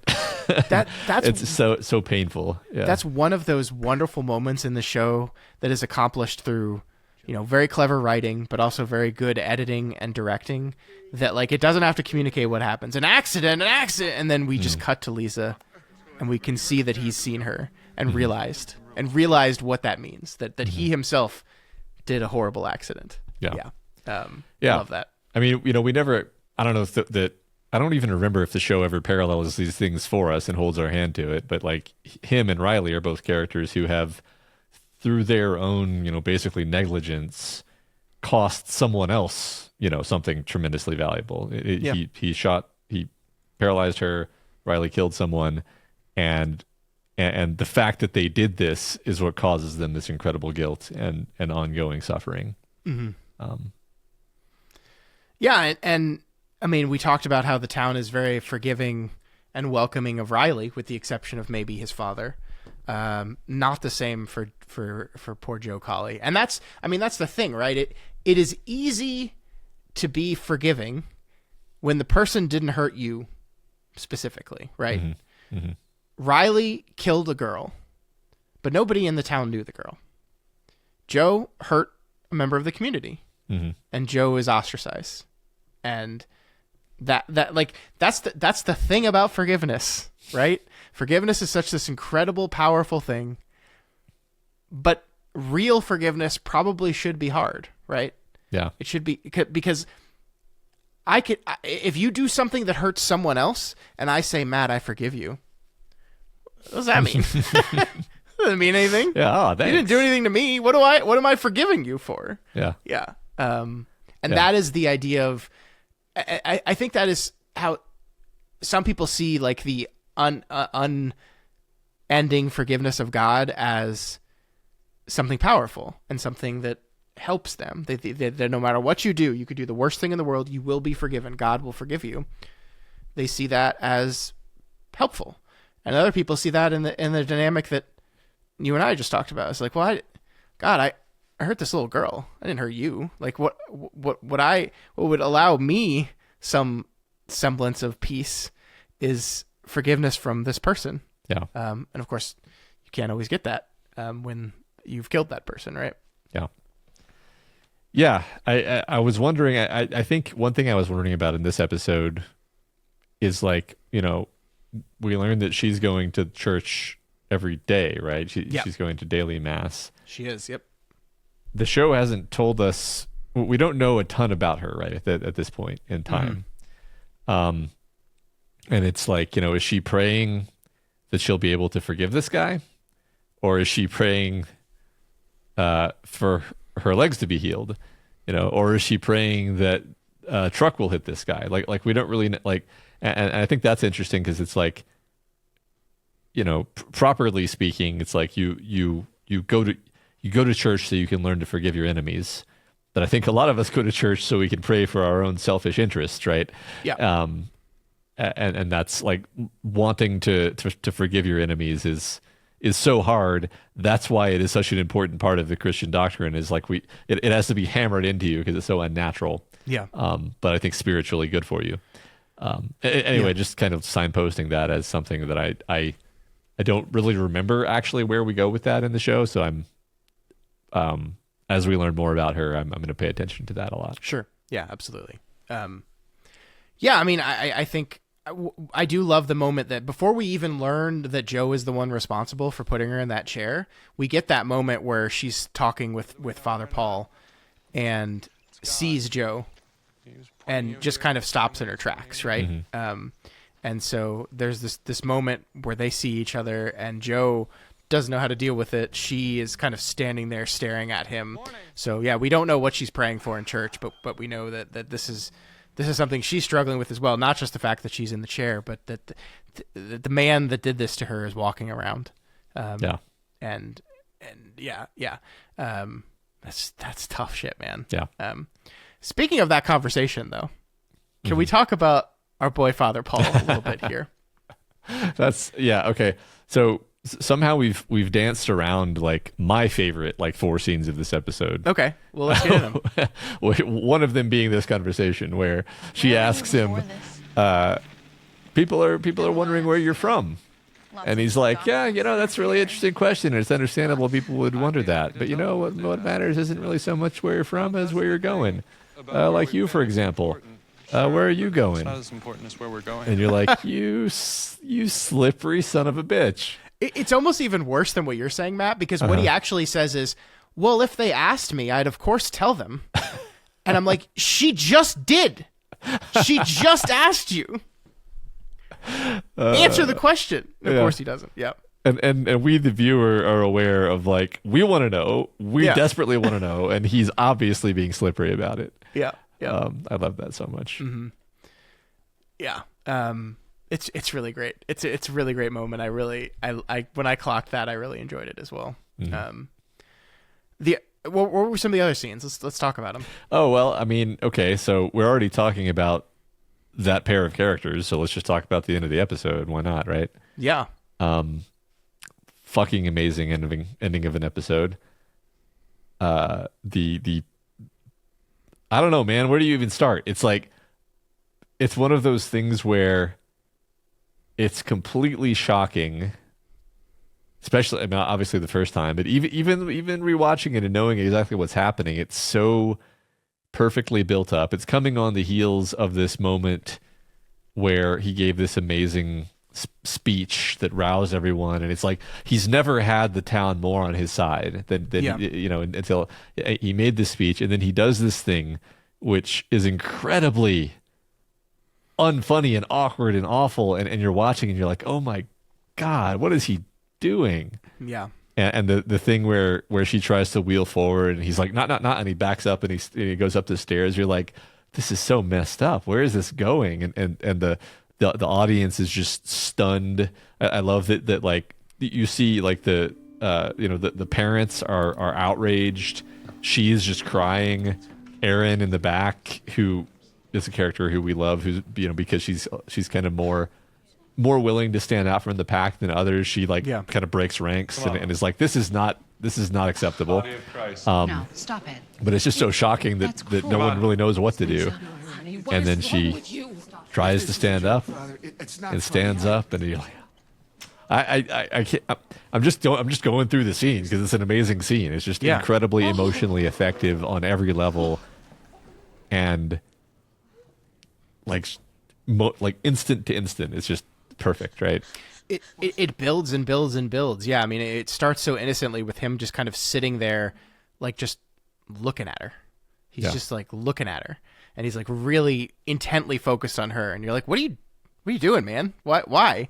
And then it builds, and the shouts of distaste, and it is this wonderful moment because, like, I mean, what we said is like we know there's a vampire on this island, right? We know that, but what does this have to do with that? Yeah. It doesn't seem like it has anything to do with that. And I remember in the show at this point seeing this maybe I was not calling it a vampire yet. Maybe I was calling it a Catholic demon that sucks blood, which is that's a vampire.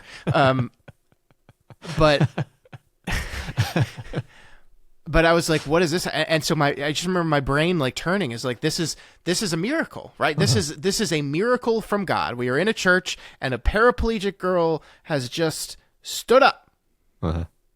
She's not paraplegic. You know what I mean? Yeah. She's stood up. Her legs are healed. She's walking again. This is one of Jesus's miracles here in this moment, and everyone in this church must now wrestle with the fact that what your stance on God is. He just made this little girl walk, or at least that's the narrative that we want to be. We are being presented with, right? That is it, and it's like, on the one hand, it's miraculous. And just builds to this other moment. And it is also, and maybe this is just because we know where the show is going. This isn't spoiler or anything, but we know where the show is going. And it is laced with a certain amount of dread because we know this guy brought a vampire here. We don't know why. But what we do know is he's got him now, right? Like this is not, it's not just that a miracle has happened and Lisa can walk again. He picked this time. This is revival preacher shit, right? He picked this time, he picked this moment, he presented it in this way. It's a show. It's a show for everyone, and he did it in the most ostentatious way possible. And it's like, he's got them all now. Yeah. He's got them. How many people do you think are going to be in church next week, right? Yeah. Right. I mean, he just won that argument with Riley, right? Yeah. You can imagine the next AA meeting, like, well, what's your rebuttal, sir? Yeah. And that is, I think, also one of the dangers of what something that is at its core supposed to be good and comforting, like faith, is when something happens that you can't explain, that it must be God. And therefore, it must be good. Mm-hmm. Yeah, we'll see. Yeah. Like you say, there's dread. There's just a huge amount of anxiety around this moment. Mm-hmm. I love that he's very intense, but he's sort of like unflappably intense, right? I love that the episode ends with him just very calmly going, Body of Christ. Yeah, he finishes the Eucharist. Yeah. In the same voice that he's done for the whole thing. Like it's and that kind of tells you like he expected this, and Why he thought this would happen, we don't know. But no. I mean, and we do also get, I think we should just say it just to say it. We have other instances in the show of things happening, right? Riley's mother does the old Spider-Man movement. For the rest of my life, Matt, anytime someone suddenly takes off his glasses and we see they can see fine without the glasses but blurry with the glasses, I'm going to call it a Spider-Man moment. Yeah. So that happens with Riley's mother. We see Riley's father had a bad back. Yeah, like Spider-Man. Yeah. The back doesn't seem to be bothering him anymore, and then we have Lisa as well. Something is happening. Yeah. We don't know what it is, but yeah. Yeah. That's all. That was great. Okay, so can I just hit my last do it moment? So let's go. So this to me was like, for a long time, this was I was just like, this is my favorite moment of horror of all time. I think it's still true, actually. And this was like a scene that I just like found the YouTube clip on and would just like watch over and over because I was like, this is to the frame perfect. And what I'm talking about is the guy who's lured into the abandoned house. What's his name? His name is Bowl, which is Bowl. funny because he sells drugs. I gotcha. Bowl is lured into the house. There's suspense. There's silence, and darkness and dread. And this is where I first noticed the way that Mike Flanagan shoots darkness thing that I have mentioned ad nauseum on this podcast is because of the way this shot works, where he walks in after hearing his words parroted back to him in a creepy fashion, slightly inhuman voice. He walks in and we see just darkness, true darkness, blackness with like a few patches of light where the light is coming in through, the broken windows or whatever. And in one of those patches, we see a suggestion of like a clawed hand, and we see the glowing eyes, and the hand immediately retracts. So we really just see the eyes and kind of the shadow of it. And then it rises up. And as rises and rises and rises, and before it stops rising, we cut back to Bowl, and his eyes keep moving up, which is telling us it's so tall. It's big, yeah. And he's so stunned and petrified that he doesn't even react, and then it lunges instantly, and the scene is over. And I was just like, that's my favorite scare, like the dread, the horror, the fear, the clockwork precision of it. That was the scene. Maybe in other episodes I've talked about like that one scene in Midnight Mass. This is the one I'm talking about. This is great. This is why I love podcasting with you, because I certainly enjoyed this scene. It did not stick out to me in any kind of memorable way though. And now like just listening to you describe it was like, oh yeah, you're right. That fucking ruled, actually. Yeah. That was great. Yeah. Poor Bowl. Our first dead human at the hands of our vampire. I also, again, it just like, this is, I think you talked in the first episode how that episode was like almost like a perfect like precision clock structure. Uh-huh. And once again, I think we have that here where everything is just placed in the right spot. We like Bowl is our first victim, and we met him in the first episode. But what did we get to see of him in this episode? Right? We saw him as a drug dealer that we didn't care about. Now we see him as this is the only guy on the island that actually treats. Oh gosh, why do I keep forgetting his name? Jim? Is it Jim? No. Joe Collie. The only guy who treats Joe Collie with any level of humanity and respect. That he helps Joe out. He refills his gas and cleans his filters on his generator. And he's okay knowing that Joe doesn't have a lot of money, and so he takes a little less than he is owed and he's okay with it. And so we see him as a decent guy who's decent to someone who needs a little help. Mm-hmm. And then of course we watch him die, and it's just like, just slide that in, make that moment happen right before the moment he dies, and so that death feels a little bit more impactful to us than it would otherwise. That's a good point. That's just good. That's just good writing, right? Yeah. That's just good. Yeah. Yeah, he's That's a great point. I never like really connected those moments, but you're totally right. Yeah, it reminds us who he is, that he's a person. He's not just like, oh yeah, that drug dealer from the first episode. It's yeah. And speaking of that scene with Joe, I think that's another moment where we get Sheriff Hassan and Joe, which we met them kind of at opposite ends, like where Joe was drunk and in the cell and continues to call him Sharif, right? As an insult. And this whole scene plays out in a way that I think Joe is very much expecting it to play out that way, where he comes to where Hassan comes to him and says, Bev, she's not admitting to anything. We can't prove it. And so Joe is like, just kind of throws his hands up and is like, this is how I knew how this was going to go. You don't understand how this place works. You don't understand that woman. It's the first hint we get of, I think he says something in fact of like, she killed half the town with that settlement, is the way he described it. And in response to that, Hassan, who has no reason to treat this man well at all, he's not only been a thorn in his side, but is like shitty and racist to him as well. So let's just he says, leave it there. Joe, I know Bev Keane. Maybe not as well as you, but I do know her. But enough to know you're and not I wrong believe about you. her. And the way You're not wrong, Robert Joe. Longstreet says, thank you Thank you. in that moment.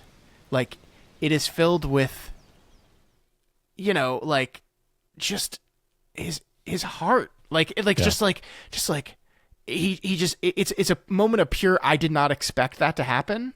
Yeah. And I don't know what to do with it. It's like just sometimes the simplest lines, the way characters read the simplest lines, just like, thank you. Yeah. Fucking A, man. Yeah. I loved it. Yeah, I mean, you just pointed out that the only person who treats him with humanity is Bull, and now this is like the only other act of humanity and grace that he's been granted in memory. Yeah, and he's the Muslim, right? He's not a member of St. Patrick's, and he's the only person in this place treating him well. So intentional. Yeah, I just want to say I continue to be delighted by the sheer whiplash between Rahul Kohli's performance in the previous show we watched and this one, where he's just like this badass, dead eye, like he's just such a great, like he's like he's like a charismatic natural leader in this show, and in the other show it's like charismatic in a way, but not a natural leader, and he just felt like a different human being. It's like, that's just great. It's great acting. Yeah, we got a little horny for him in the last episode, and I'm not ashamed to admit it. It's okay. Well earned, I think. Yeah. It's a great character. I'm really enjoying how he's portraying him. Yeah. We haven't talked much about Erin in this episode, and I think we should definitely spend some time with her. Really, really love Erin. Really do. I think Kate Siegel's portrayal of this character, I think, is like deceptively complicated. Like one thing I'm thinking of, going back to the opening 7.5 minute scene, that entire exchange between her and Riley in the opening sequence, I really liked. Just the way, I don't know, the way she so casually gives her line. Like that moment at the end of their conversation where he's just like, okay, well, I'm going to go burn these cats and then I got to go off island. Please just stay away from the cats. And she just, with this smirk on her face, just says, don't tell me what to do.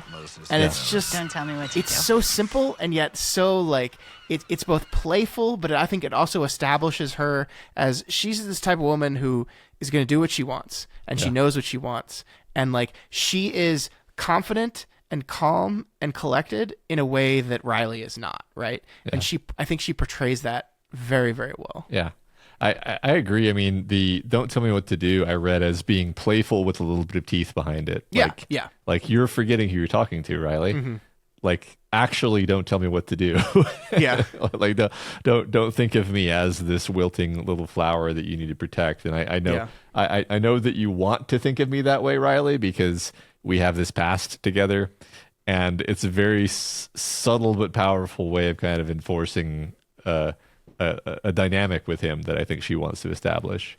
Well, and that's kind of like all their conversations, right? Because when he's coming back from AA, he walks by her house and she doesn't let him get away with it. She's like, you're really not going to say hi to me? And then she's kind of dictating and Do you want controlling some that tea? conversation. No, I'm just- She brings up the same old How was thing your where day? it's like, I remember you at 15 where we sneak out of my house to get home before curfew. You're still the same. A lot of Still times need, someone asks can't me that. can't hurt your parents. Like, she's in control of every one of those Yeah. conversations. Even at the potluck, right? She is the one that kind of saves him from his conversation with Father Hill, right? She's Yeah. the, can I interrupt, Father? Sorry, do you mind if I And interrupt? pulls him and controls that conversation. So yeah, I mean, in this dynamic, this Riley Aaron dynamic, I think she is definitely the much more confident in who she is and what she wants, and it really shows in Kate Siegel's performance. I just love it. Yeah, I feel like she's often like literally standing or sitting in a way that's just very like poised and balanced and sort of centered, and it's giving it, like, even when she's walking on the beach, it's like she's strolling in this very centered way, and everyone else is freaking out, fluttering around, and it just makes her feel like this calm center in this storm. And that's not to say she doesn't have her own stuff going on, right? We still have some mysteries of who the father of her Littlefoot is, but I love that she calls it Littlefoot, by the way. We didn't say that last week, but there's some history there that we don't know about. But and there's, I think, we haven't seen any problems yet with her baby, but like they're laying the seeds for that, right? Like everything's fine, just a little spotting, but like you don't put just a little spotting in a television show if that's gonna be the end of it. I mean, that may be the only time that I have seen spotting as a plot device in a television show, but fair. Watch more TV, Matt. What's wrong with you? Good point. Good point. But yeah, I mean, I just think I think you're so right, and I compare it to a character like Theo from Hill House, who is Theo is played so guarded and so kind of collapsed in on herself in a way that when she stands as Aaron is so different. And I like the differences between how she holds herself, how she performs, how she acts. I really get a kick out of it. I completely understand why she's first billed on this thing. Yeah, it's a good point. I feel like the like guardedness and the like openness and serenity is, you know, like a postural difference, right? Yeah. Well, and it's not even like, because that's one thing I noticed in the first episode. It's not even like, because Theo's whole thing was she was like guarding her skin, right, for obvious reasons, and Aaron in the first episode, it's cold, right? So she's got a sweater on, and the sweater is like going, it's long, it's like going past her arms, and like covering her hands up too. So it's not as if she's wearing an outfit that's particularly different from something that you might catch Theo in. I mean, probably like she's wearing a very traditional type dress, so I don't think Theo from Hill House would wear that. But you know my point. It is just posture. It is just how she's holding herself and how she's presenting herself and how she's walking through the scene. Man, I like it so much. Yeah, me too. Have we reached the end of what you want to talk about? I have some fun things I noticed, things that I wanted to mention at the end, but I want to make sure you get everything in. There was just one kind of 3-beat that I thought was really interesting, where you know, she asks, we were already talking about Aaron. Aaron asks Riley, "How was your day?" And he has this response where he's like, "Wow, it's been so long since anybody asked me that. Nobody really asks how you are in prison." And then he uses this as a jumping off point to talk about that, and the whole conversation goes on. And then I thought it was really interesting because he goes home immediately after this conversation, and his mom goes, "How was your day?" How was your day? Which is the same exact thing that he just made a huge deal about when she asked him that. And I'm not going to say that he ignores her, because what actually happens is the scene cuts off. We don't see how he responds. But it's almost like he has taken for granted his mother's love and forgiveness. Yeah. And his mom asking him that is not meaningful, which is a terrible truth about the way we treat our parents. But like I couldn't help but notice that she literally asked him the question that he just made a huge deal about, doesn't make a huge deal about it this time. He does chuckle to himself a little bit, but yes, your point is taken. Yeah. Yeah. And then the 3-beat, the final beat is he lies down in bed with his typical complete despondency and depression and says to the revenant of the girl he killed, "How was your day?" Yeah. And it's just a great like button for that It is. sequence. Loved it. Once again, our 90-degree turn comes back. That's just the language that they're going to communicate. Eventually, we're going to get to a point where we don't even need to cut to the Revenant as you described it anymore. Like, just the camera turn and then the flashing lights, like, will get us everything we need to know about that scene. I did want to briefly talk about that. There's not much we can say about it, but I just, like, both times that she has appeared to him since he's been back on Crockett Island, we've done these brief kind of frantic cuts to Riley sitting alone in a boat in the middle of the ocean. And then in last week's episode, there was a brief cut of the church, St. Patrick's, with like blood all over the walls. This week's episode, it was kind of a cut to Riley chasing something wearing the clothes of Monsignor Pruitt. It's the vampire. Can we? Are we allowed to? It's the vampire. That's what he saw. But we briefly cut to back in the rain as he was chasing what he thought was Monsignor Pruitt through the rain. We don't know what to do with these. I bring them up just because, like, I don't want to feel like we're ignoring them. But it's like, are these things we don't even know? The show hasn't even necessarily communicated what these are to Riley. Like, is this things that he's seeing, or is this just for our benefit? This is just the show cutting to things for us. You know, we don't know it. Both of them are connected to the moment that he's laying in bed, but we don't know. Yeah. Like, not thinking about it too much, I feel like it's like, oh, these are his dreams, but the show certainly doesn't told us that. I agree. Yeah. I think that's all of my pre-spoilers discussion points. Okay. I have a few more things I want to point out, and then we can move on. But One of the things is we see something we didn't know was that we did know that Erin Green was a teacher in their school. She teaches the high school kids. We learned that Bev Keane is also a teacher. That she doesn't just work for St. Patrick's. She's a teacher as well. She teaches the younger children. But we get a nice long shot of the school schedule. And I wrote this down because I was so fascinated by what school looks like for the teenagers of Crockett Island. Would you like me to go through it, Matt? Please. School starts at 10 o'clock, which makes sense because most of if not all of these kids are going out with their parents fishing in the morning. And so they're doing that in the morning and then going to school. So from 10 to 10:45, we have algebra. From 10:45 to 11:30, we have geometry. That's rough. Algebra right into geometry. That's rough. 11:30 to 12:15, history, Revolutionary War.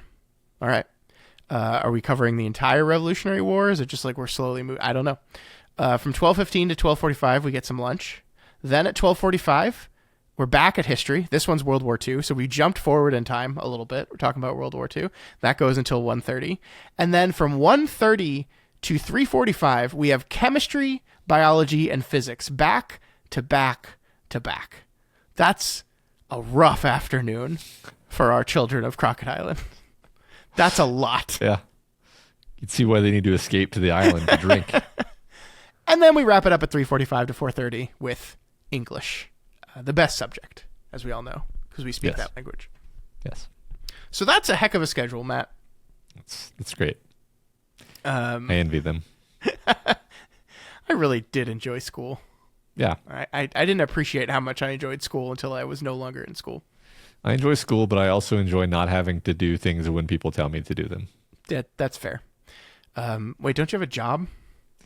Yeah, but I don't have to do things at certain times. I just have to do them by a certain time. That is a very important difference. I appreciate that. Yes. Yeah. One detail I really liked is when we see Riley go to the AA meeting off island. We do this thing with the ferry where when he is leaving Crockett Island, he is at the very back of the boat. When he is returning to Crockett Island, he is at the very front of the boat. And from a Doyleistic director scene composition meaning, the point of this is we want to see Crockett Island in the background. So in order to see Crockett Island in the background when he's leaving, he has to be in the back. In order to see Crockett Island when he's returning, he has to be in the front. I get that. But I just want to say every choice has meaning. And what that also conveys, in a way, is that Riley is drawn to this island in a way that maybe even he can't fully understand. He's back now. He doesn't feel like he wants to be back, but he he's even when he's leaving it, he's as close to it as he can be, and when he's returning to it, he's as close to it as he can be. It's like he doesn't want to leave, and he's eager to come back, even if he doesn't know why. Yeah. Yep. So we talked about some of the scenes between Bev Keane and Sheriff Hassan. The one we didn't talk about is when she's talking about the crock potluck as she's loading up her plate. His plate, by the way, completely empty. I don't think he picks up a single piece of food that whole time, which is great. But she says, it was St. Patrick's who made this thing big. We even coined the term crock potluck. And there's a part of me that gets really mad at her when she says we, because we learn later that it was Monsignor Pruitt that coined that, and she's just taking credit for everything that that St. Patrick's does, even though it's not hers. That bugs me. That bugs me in the way that it annoys some people a lot when like their sports team is doing really good and they say like we're going to the playoffs, and you see people go like, oh, you're on the team. That's kind of what she's doing with the church. But one little detail I really loved that scene, and the reason I'm bringing it up is because as she's talking to Sheriff Hassan and she's doing her typical like, well, you wouldn't understand, you wouldn't get it because you've never been here before, yada yada yada. When she looks up at him, the sun is like right in her eyes to the point where she's like squinting, and it makes her have this grimace on her face that I just love. And like this is the cool thing about filmmaking is it's not like they shot that scene and we're just like, oops, you got to look in the sun in this scene, Samantha Sloya, and deal with it. It's like they were like, oh yeah, this is an affect we want for this scene, right? This is a choice, because we could have just waited, or we could have shot it from a different angle where the sun was not right in her eyes, but it was on purpose. And it's a really cool effect, because it's something that of course happens in real life to us all the time. We're talking to someone and the sun is behind them and you're like, but like, it puts a look on her face that I just really like. Yeah. I love that. I was looking for the exact quote of my favorite Sheriff Hassan moment, which was nearby to this, I thought. But basically they're like, oh yeah, okay, I found it. Somebody's talking to him and says, they're like, yeah, we invited you. Oh, okay, it's right after what you said. Sorry. We coined the phrase, crock potluck, tried to really make it something. And then Hassan says, well, we're thrilled to be here, aren't we? And then his son says, yeah, I'm going to go hang out with Warren. And he goes, yeah, have fun. Just like get out of here. He really doesn't want to be there. I mean, you feel like this is his response to the mayor's, like, you need come to the church, right? Yeah. He's obviously not going to go to mass. He's not going to do a reading, but I'll come to the potluck. I'll make an appearance here. Yeah. Despite the fact that I'm not going to eat any of this food, because I don't even know. I was trying to pay close attention to what was on the table and if there was anything like via his dietary restrictions he could eat, but I couldn't tell. Yeah, probably not. Probably not. Yep. Great stuff. I just love all the detail of this so much. But I think that's everything I had. I think that's everything before we get into spoilers. Can we Father Paul has found his green robes. Very important. He's got his green robes for that last Sunday or that daily mass, and then he switches to his purple for Lent, which is fitting. That's correct. I don't think we talked about the juxtaposition that the show does between the daily mass and Riley attending the AA meeting, because we are kind of cutting back and forth as the hymn "Holy, Holy, Holy" plays. I thought that was very, very effective. Right? There are different methods people go to seek both community and spirituality and meaning and support. Yeah, it's directly, like you said, it's causing us to consider the connections between these two places. That Riley is not into church, but he is going to his own church-like thing at the same time, and we're really highlighting on an almost match shot to match shot basis. We're highlighting the similarities between how these things are structured. So yeah, I agree. Yeah. All right. That is, one more thing. I liked the detail when Riley is on the fishing boat, that as they're pulling up the crab traps, they're so empty, man. There's like 2 or 3 crabs. Like, it just really drives home the point that there's not a lot of fish left. And these guys are barely hanging on. Yep. Just really, really great detail work in the scenes. Really like that. Agree. All right, Matt. Before we move on to spoilers, I think we have decided.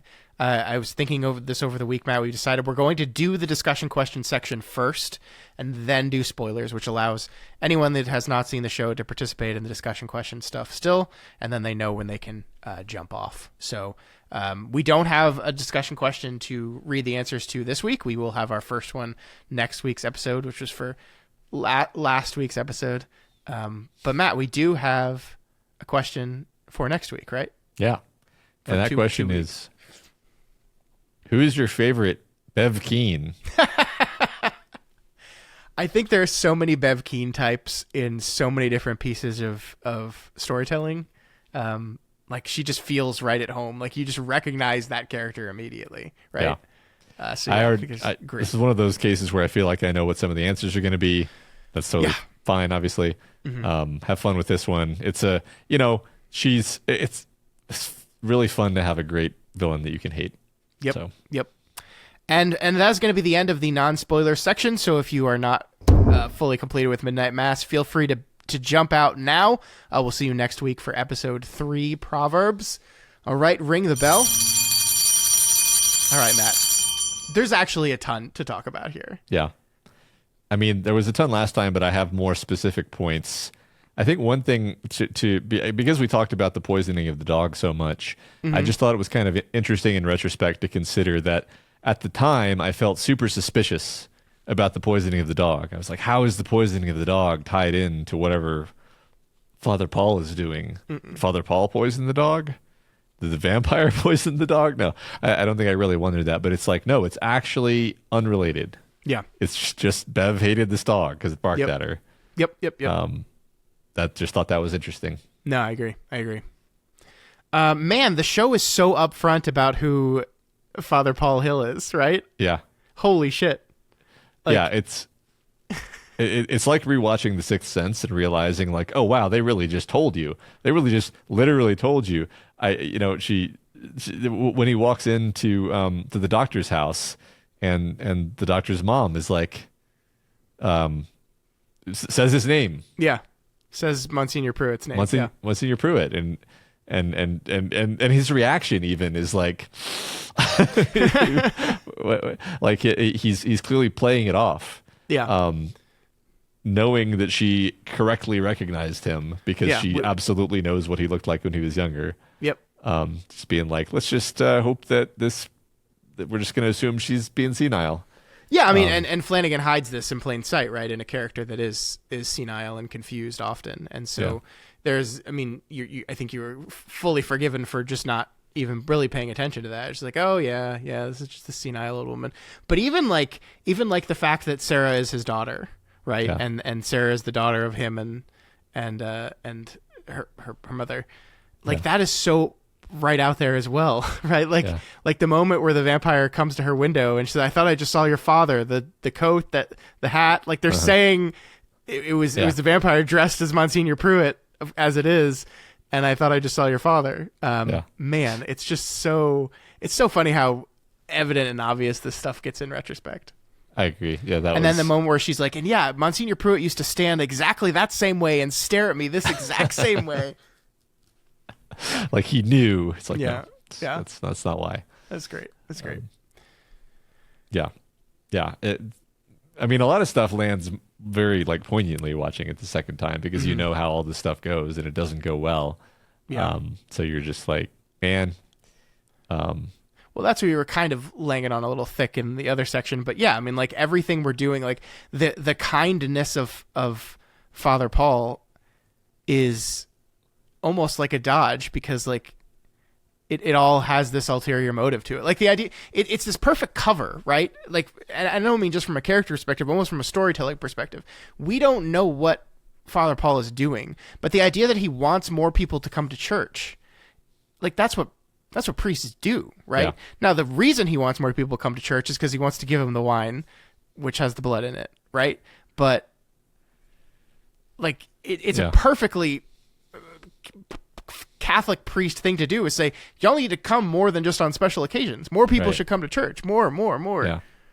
Yeah. I mean, the thing we were also holding back from saying is like, he has the best of intentions in his own mind. In his own mind, he is right. This is the thing that I was saying in my head when we were talking about this earlier, is like, in his own mind, he's another one of these characters who, in his own worldview, he has found an angel, and he's going to save everyone's soul, and he's going to save this town. He's going to give them eternal life. That this is incredible. This is the culmination of the Catholic religion, actually. Yeah, when he's telling these people that God will provide for you, that you are fishermen and God is going to come here and he's going to save you all. He's going to bring this island back. What he means is, God has given me this thing, and I am here to do that very thing. I am doing that right as we speak, actually. You just don't realize it yet. Yeah. Such a fascinating antagonist because, like he does fervently believe in everything he's saying here. And that's the problem, actually. That's one of the points we're making is maybe the worst, most evil, most dangerous priest is not one that is conning everyone, that is spouting all this stuff for money and power and privilege, but is a fervent believer in it.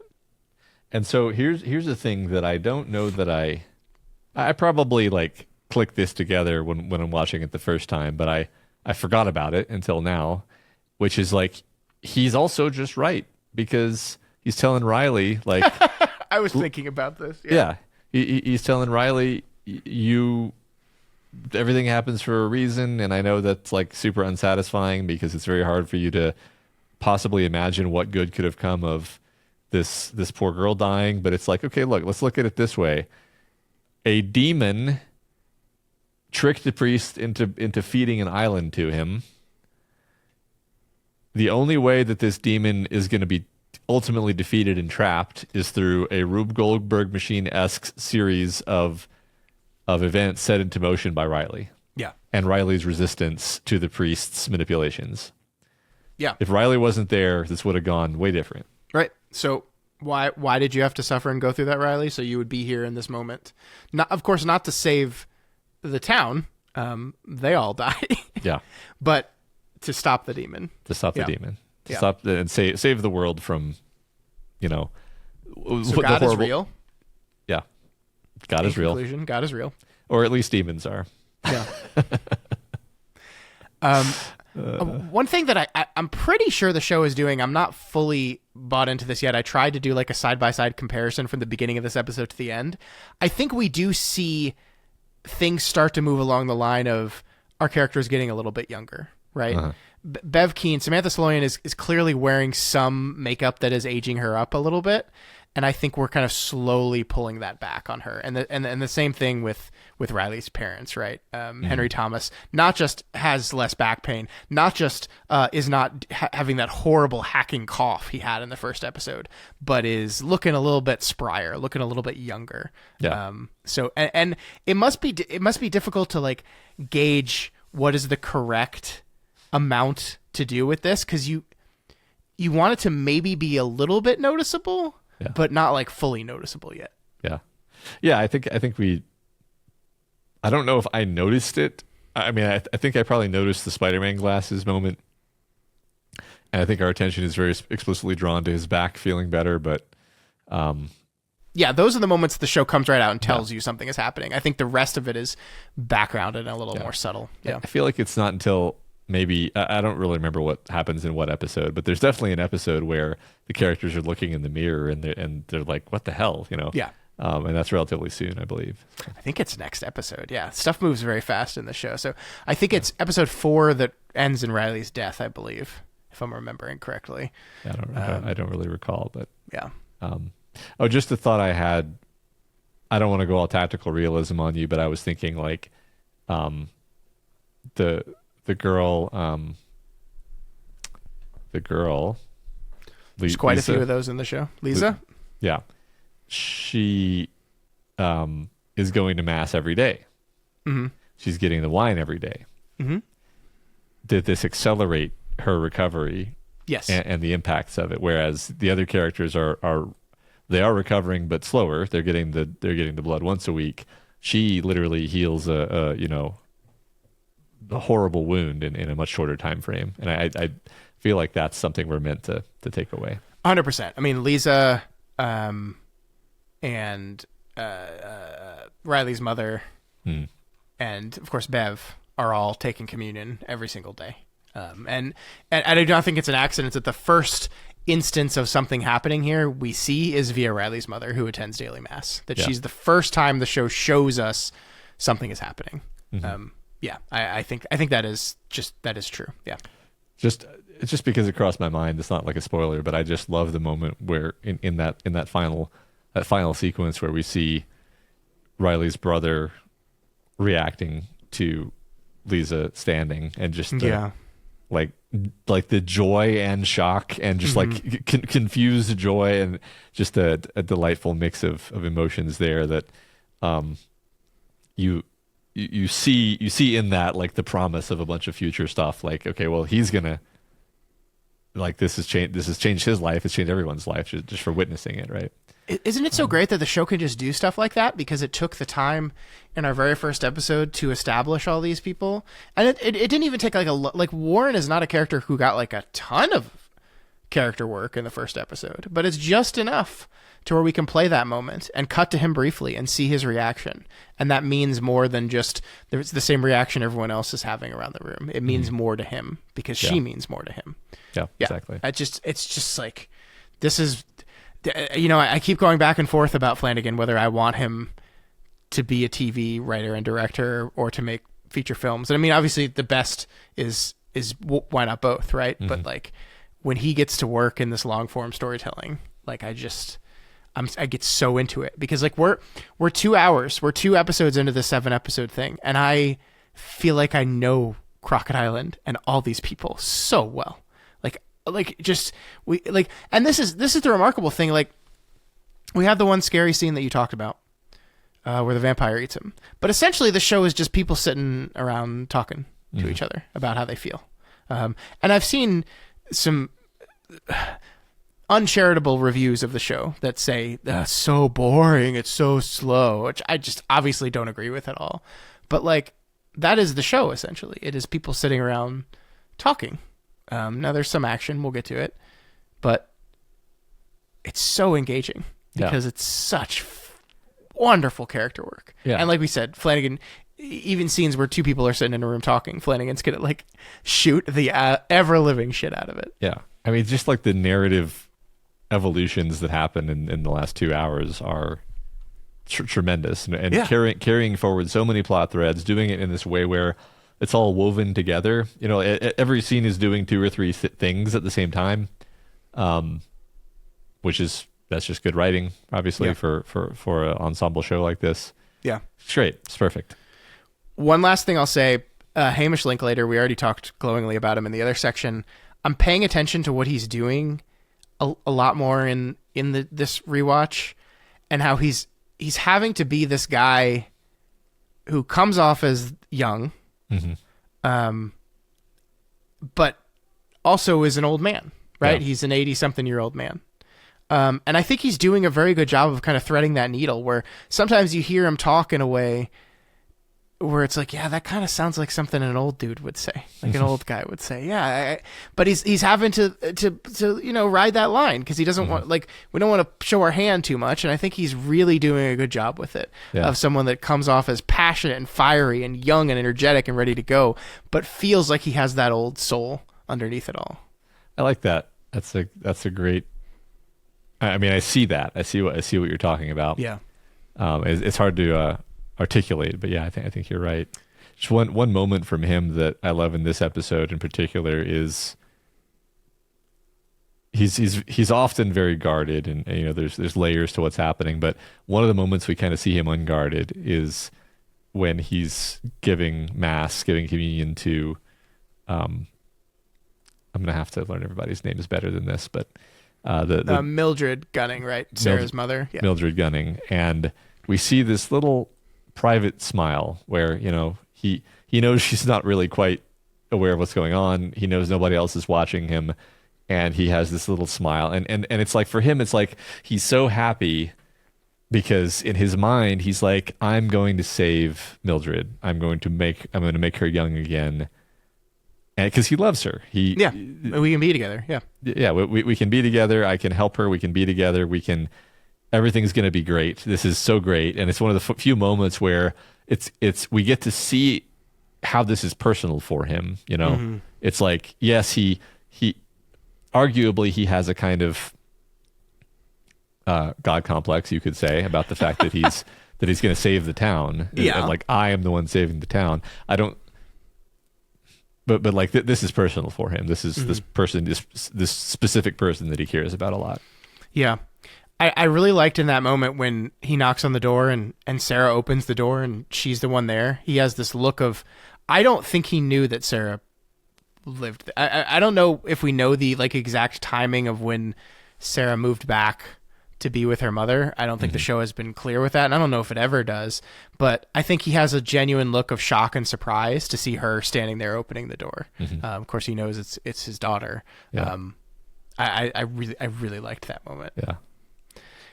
It also drove home one of the things, the kind of cleverly manipulative things that he's doing, which is that like every time he gives communion, every time even he gives ashes, he's calling everyone by their first name, which like from a brand new priest on the island, like shows I am taking my time to ingratiate myself here to learn who you are. And like, and that comes off as impressive, but the real reason is because he knows who everyone is because he's been here the whole time. Yeah. Yeah. It's clever stuff. There's so much great stuff with him. Like I don't even know what I think about this or like what the meaning of this is, but when he gives Riley the ashes, he's not giving Riley communion, right? Important story note that he's not giving Riley communion because Riley is not taking the blood. That's narratively important. Riley, Hassan, Dr. Sarah are all characters that are not taking communion. Yep. But he does give Riley the ashes, and when he does it, he says the call and response thing, but he waits for Riley to look him in the eyes before he does the ashes. And it's this little, for a character who we've called him like the perfect priest, we've said so many glowing things about him. It's a little tiny like dominance thing that he does there, which I think is interesting. I wish we had talked about this in the episode proper because I so agree with you. And it's like, it's a great move, and Flanagan accentuates it with his choice to cut to this straight on shot of Hamish Linklater looking down the barrel of the camera. He looks at us right in the eyes to really accentuate this idea that he is demanding Riley look him in the eyes before he will do this. It's a real subtle power move there. I really like it. And that I mean, like, let's talk about that. Like, that's ultimately what comes off as this kindness to do this favor for Riley. We'll have AA here. You can come here is also ulterior motive. It's like, I want to get this guy my blood. I got to get him some vampire blood. Give him the blood so I can help him. But yeah. Yeah. The last thing I'll say is one thing I've noticed in these past two episodes is the camera is very cleverly focusing on the wine goblet every time he gives communion to people in a way that, like, when you know what it means, you're like, oh yeah. But I think it's not a way that it reveals itself. Like, I guess maybe look in the next few episodes. Like, it really, like, every time the wine is taken, the camera will put that wine goblet center frame. And it's just a clever, like, drawing your attention to it without realizing your attention's being drawn to it way. Yeah. Well, when he gives Mildred the wine in this episode, it's almost like he's dumping this little, shot glass of wine into her mouth. It's not like a sip. It's like he's like dosing her with the wine. Yeah. Yeah. So for her benefit. For her benefit. To help her. Just helping. Oh man, there's so much stuff to look forward to, man. I can't wait. It's going to be so fun. 5 episodes left and we got a lot. Yeah. So happy. Me too. All right. Thus ends the spoiler section. Matt, let's wrap this episode up. All right. That is it for us this week. Next week, book 3 of Midnight Mass, Proverbs. Matt, what's your favorite proverb? Gosh, they're all so good. I agree. But specifically, which one? Oh, The one about the Bears. You could have picked anything, like anything, and you went with the Bears. A little disappointed. Don't really remember the Proverbs. You don't. You could have. I don't either. You could have just made something up and made it sound good, and I would have believed you. But you said the one with the Bears. The one where the one where all the pigs got chased into the lake. Remember that one? Of course you do. I don't think that was a proverb, Matt. Agree to disagree. Touche. No. All right. Remember, you can reach us via email at flanagan'swakepod@gmail.com or on X at flanagan'swake19, over on the subreddit at reddit.com/r/doofmedia.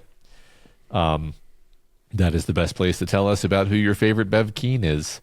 Also, don't forget you can find every episode in video format on YouTube and Spotify. And if you're watching over there, then please leave a comment. Let us know what you think.